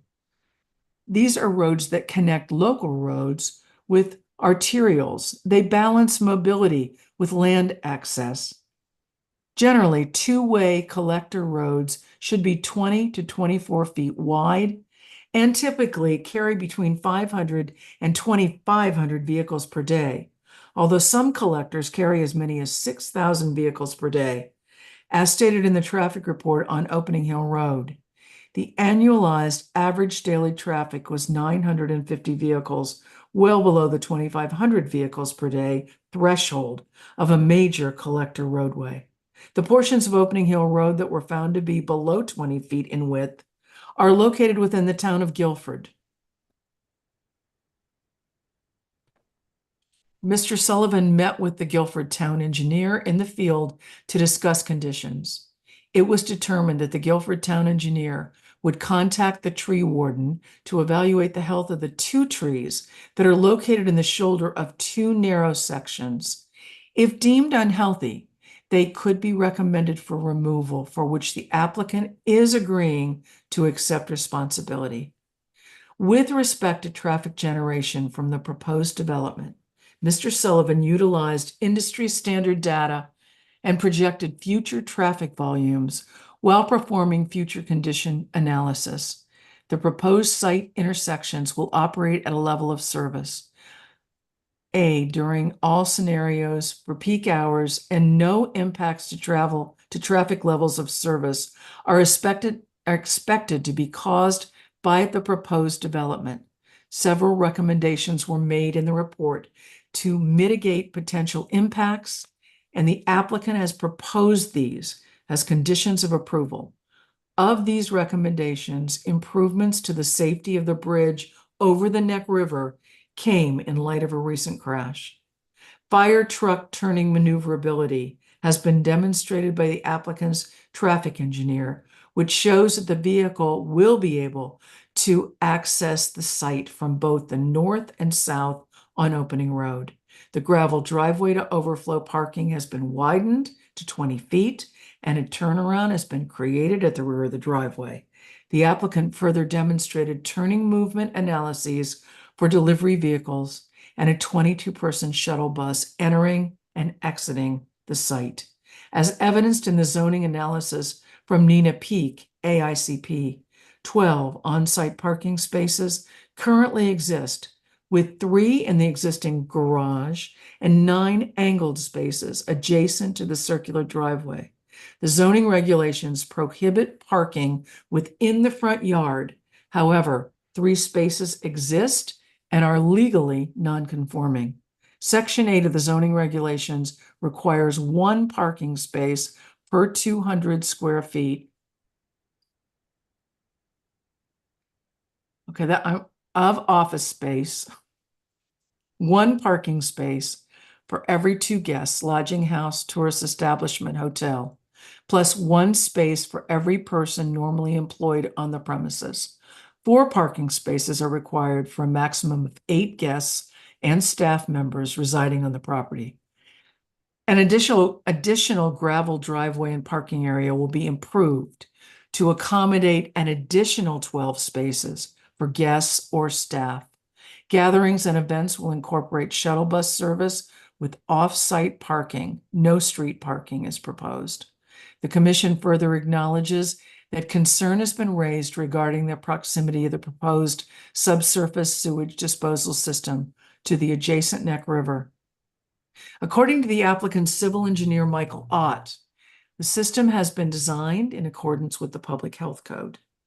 Local health department approval has been issued, and the application will be reviewed by the Connecticut Department of Public Health for final approval.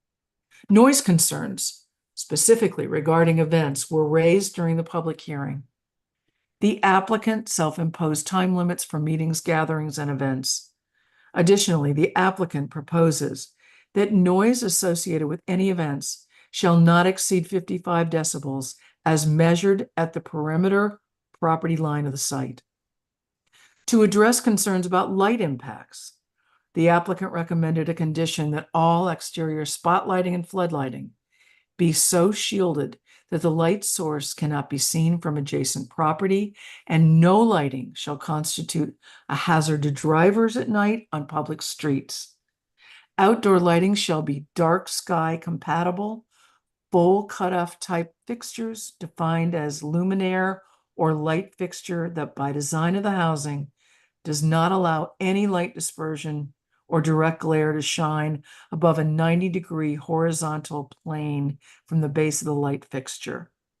Lighting at the property lines shall not exceed 0.2 lumens per square foot.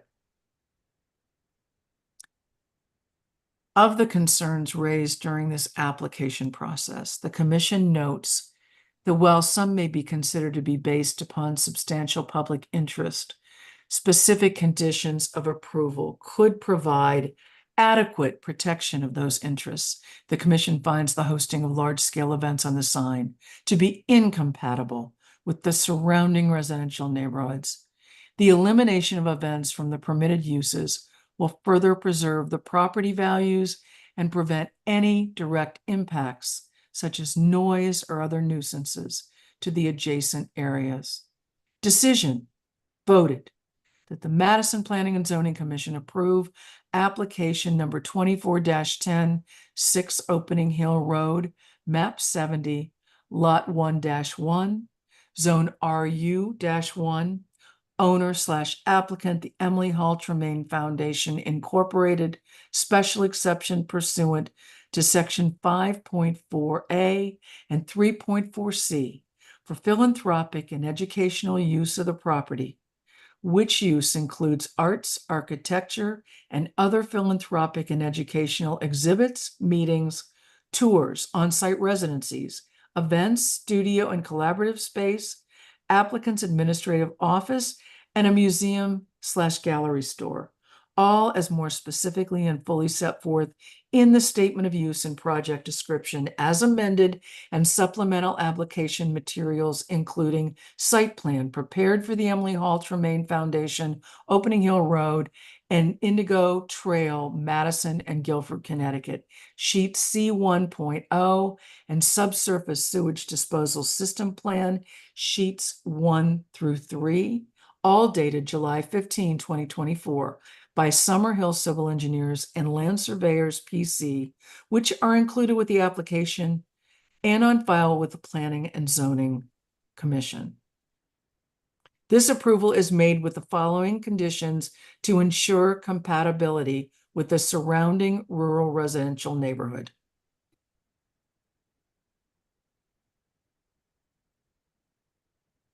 Okay, guys, I'm pretty pooped. Sorry. Good job. Can we cut there? And I'm sorry. You did great. Thank you. Thank you. That was 7 pages. So I nominate Bob Bernhardt to read. Do you want the microphone or? Okay. Yeah, can I just stand up here? Mike's, the active mic is there? I think you're speaking toward that. Thank you. Thank you. My back's gonna beat you, I'm sorry. Thank you, Bob. Okay, Bob Reinhardt, continuing. 1, in conducting the uses permitted, the Emily Hall Tremaine Foundation shall comply with all applicable federal, state, and town laws, rules, and regulations. 2, the building coverage of the site shall not exceed 15% in accordance with section 3.4C of the Madison zoning regulations. 3, at no time shall the site be less than 5 acres. 4, the maximum height of any structure shall be 30 feet in accordance with the RU1 bulk standard. 5, there shall be no construction of any new buildings or expansion of the footprints of existing buildings. Kitchen facilities shall be residential scale, with appliances consistent with a single-family home. 6, the applicant's materials state the proposed project would implement energy conservation and sustainability measures, thereby advancing environmental protection goals. The Planning and Zoning Commission has reviewed these measures as presented and notes that the Emily Hall Tremaine Foundation shall incorporate these measures into the restoration and repairs of the existing historic structures. 7, the applicant shall provide evidence of compliance with the CT Public Health Code and any necessary permits prior to the issuance of a preliminary certificate of zoning compliance.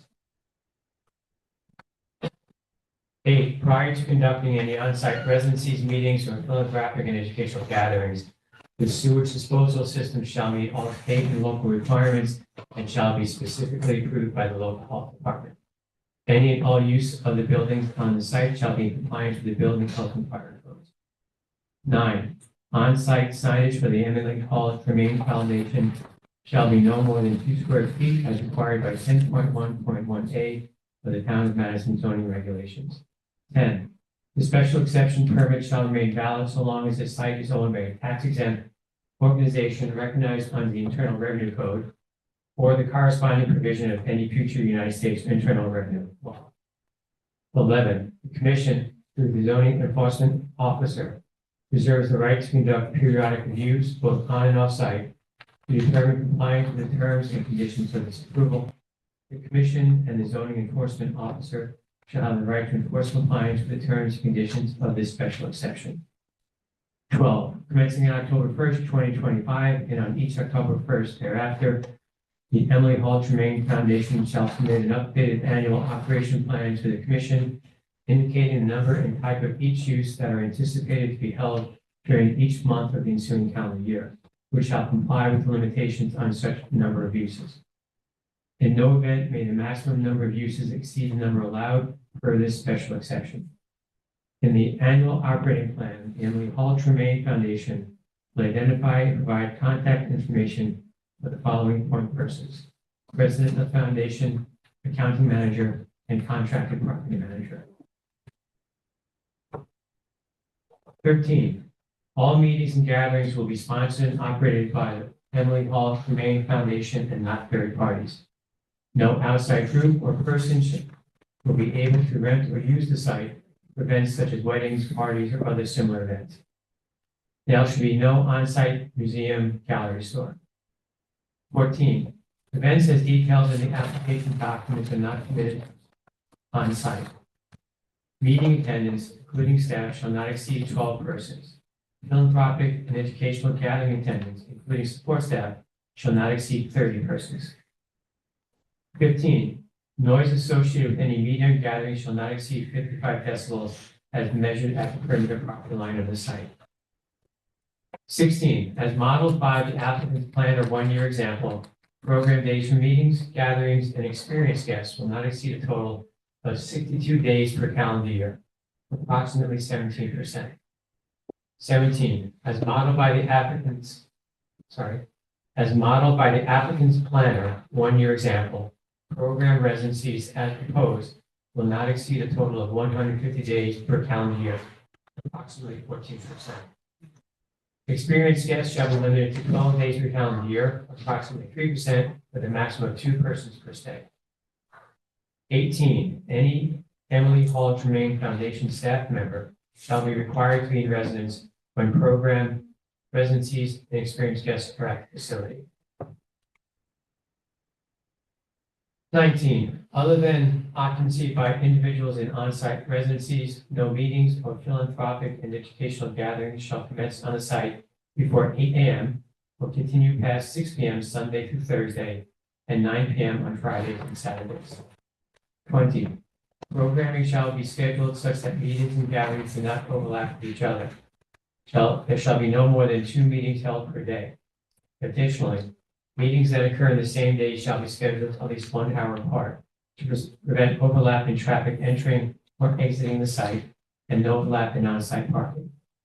At no time will the meeting occur in any of the 4 days per month when a philanthropic educational gathering will occur. 21, the Emily Hall Tremaine Foundation We utilize an internal parking management plan during all operations approved under this special exception. For meetings and philanthropic and educational gatherings, Emily Hall Tremaine Foundation staff will be required to manage on-site parking, including I, placing temporary no parking signs on Open Hill Road and Indigo Way after approval by appropriate local traffic control. No parking area, B, no parking area shall be created to accommodate parking for any of the uses permitted except as shown on the July 15th, 2024 site plan as amended and submitted of record with this special exception. C, except for emergencies, at no time shall there be parking on any street for any activity or use associated with the site. D, parking for gatherings that exceed the number of on-site spaces shall be staged off-site, and participants shall be shown in buses not to exceed 20 passengers inside.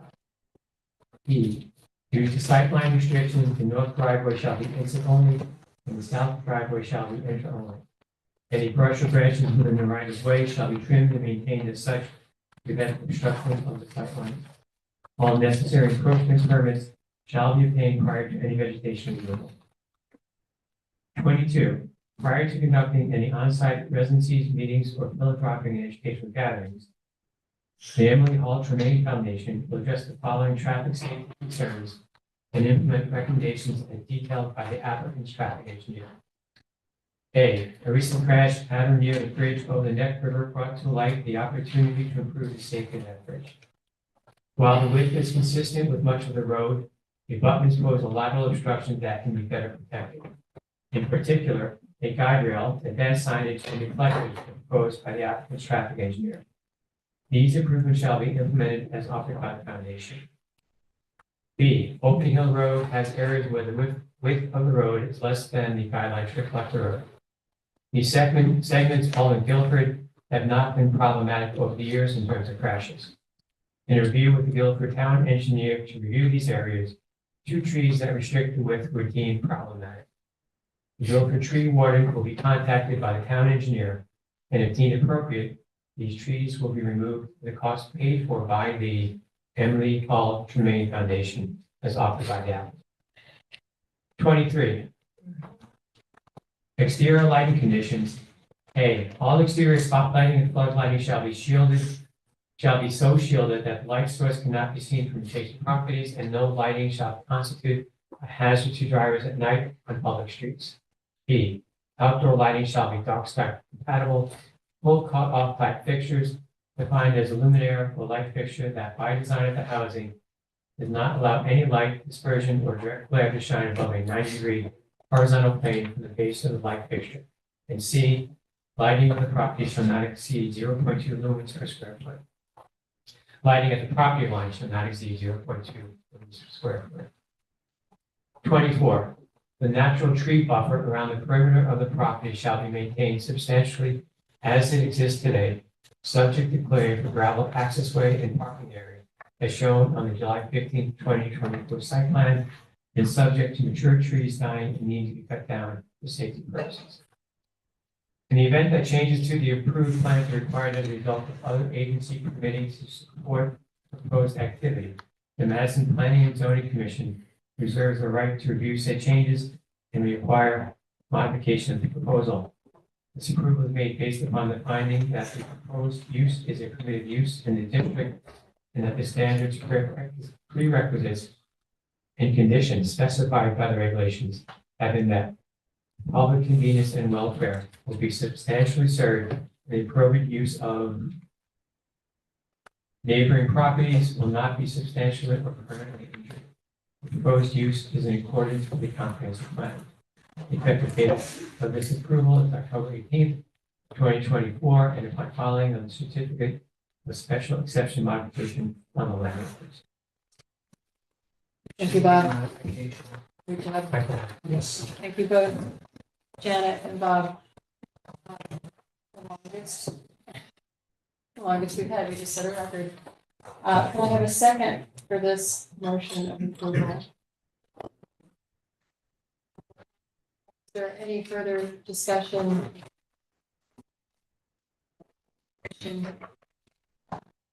Being none, all in favor? Raise your hand and say aye. Aye. Looks to be unanimous. Thank you all. Janet, thank you so much for that long read. Excellent job. Were you all asleep? That's what I want to know. Couldn't see you. I figured everybody fell asleep. Edge of our seats. All right, well, I think that concludes the application for 24-10 6 Opening Hill Road. Next on our agenda is 24-32 Longshore Lane. This is the coastal site plan application. This is tabled for October 17th, 2024. And the next agenda item is 24-35, 21 Circle Beach Road, map 6, lot 8, zone R5, owner 21 Circle Beach, CRCP LLC, applicant Joe Wren, Indigo Land Design. Coastal site plan to replace subsurface sewage disposal system within 25 feet of a coastal resource. Erin, are we hearing this application? This is tabled, a request to table to October 17th. Can I have a motion to table to October 17th? Mike, second? Second. Jeff, any comments? All in favor? Aye, great. October 17th. And we have a referral from the Old Elm Street Local Historic District Study Committee, which will be presented by, as I understand, Chairman Tom Boyle on October 17th. Yes. And full disclosure, I'm on that. Good point. Tom will do a much better job than I could at presenting it. Moving right along then, approval of minutes, and I turn it over to you, Secretary John Duza. Sure, September 19th, 2024 meeting, members present, Snow, Downs, Souza, Bugda, Morgan, O'Connor, Reinhardt, and Rubin. A motion for approval. Michael, a second. Well, any comments, discussion, or edits? Yes, Carol. My last name is Snow, not Shaw. I think Terry has a block. I know, I think she's copying and pasting. That's who. A reminder again. That's who called the meeting to order. And then I have a couple of corrections on the presenters for the applications. I think, Erin, if this is proper, get the actual people who were here, not who they were representing. So on page 2 for 24-26, it was Azure Slicher. Azure D, yes. Yeah, not Joanna. On page 3 for 24-27, it was Chuck Mandel, not Thomas Stevens. And on page 9, 23-46, same thing, Chuck Mandel, not Thomas Stevens. And then last but not least, on page 11, spelling corrections for Reinhardt and Juza. Oh, I didn't notice that. Okay, thank you. And I'm done. Oh, okay, well, I'll get one more, and Janet's last name is spelled incorrectly. We'll get there At the very eventually. end. Okay. All right, anything else? No remarks from me, Erin? Any remarks from the town planner? No, I have none. Thank you. Erin, Janet, it was great to see you. Thank you so Yes. much for participating. Thank you guys for And we're thinking of you. tolerating me being absent so much. I really appreciate it. Completely understand. of Good to see you. course. We support Thank you you. in every way we can. Thank you so much. Vote to approve the minutes. Oh, sorry. Go ahead. Vote to approve. That's not working. Not today. On that note, I think a motion to adjourn. I'll make a motion to adjourn. Any discussion? Oh, whoops. Thanks, Jan. Great. Thanks for Thank you coming. guys so much. Thanks for letting me in. I couldn't get in with your, I don't know if you saw my note, Erin, but I couldn't get in. So I went, thank you for letting me in the meeting. I was trying for 15 minutes. Oh, my goodness, I'm sorry. I'm glad I saw you in the I'm glad attendance. you Yes, I'm so glad.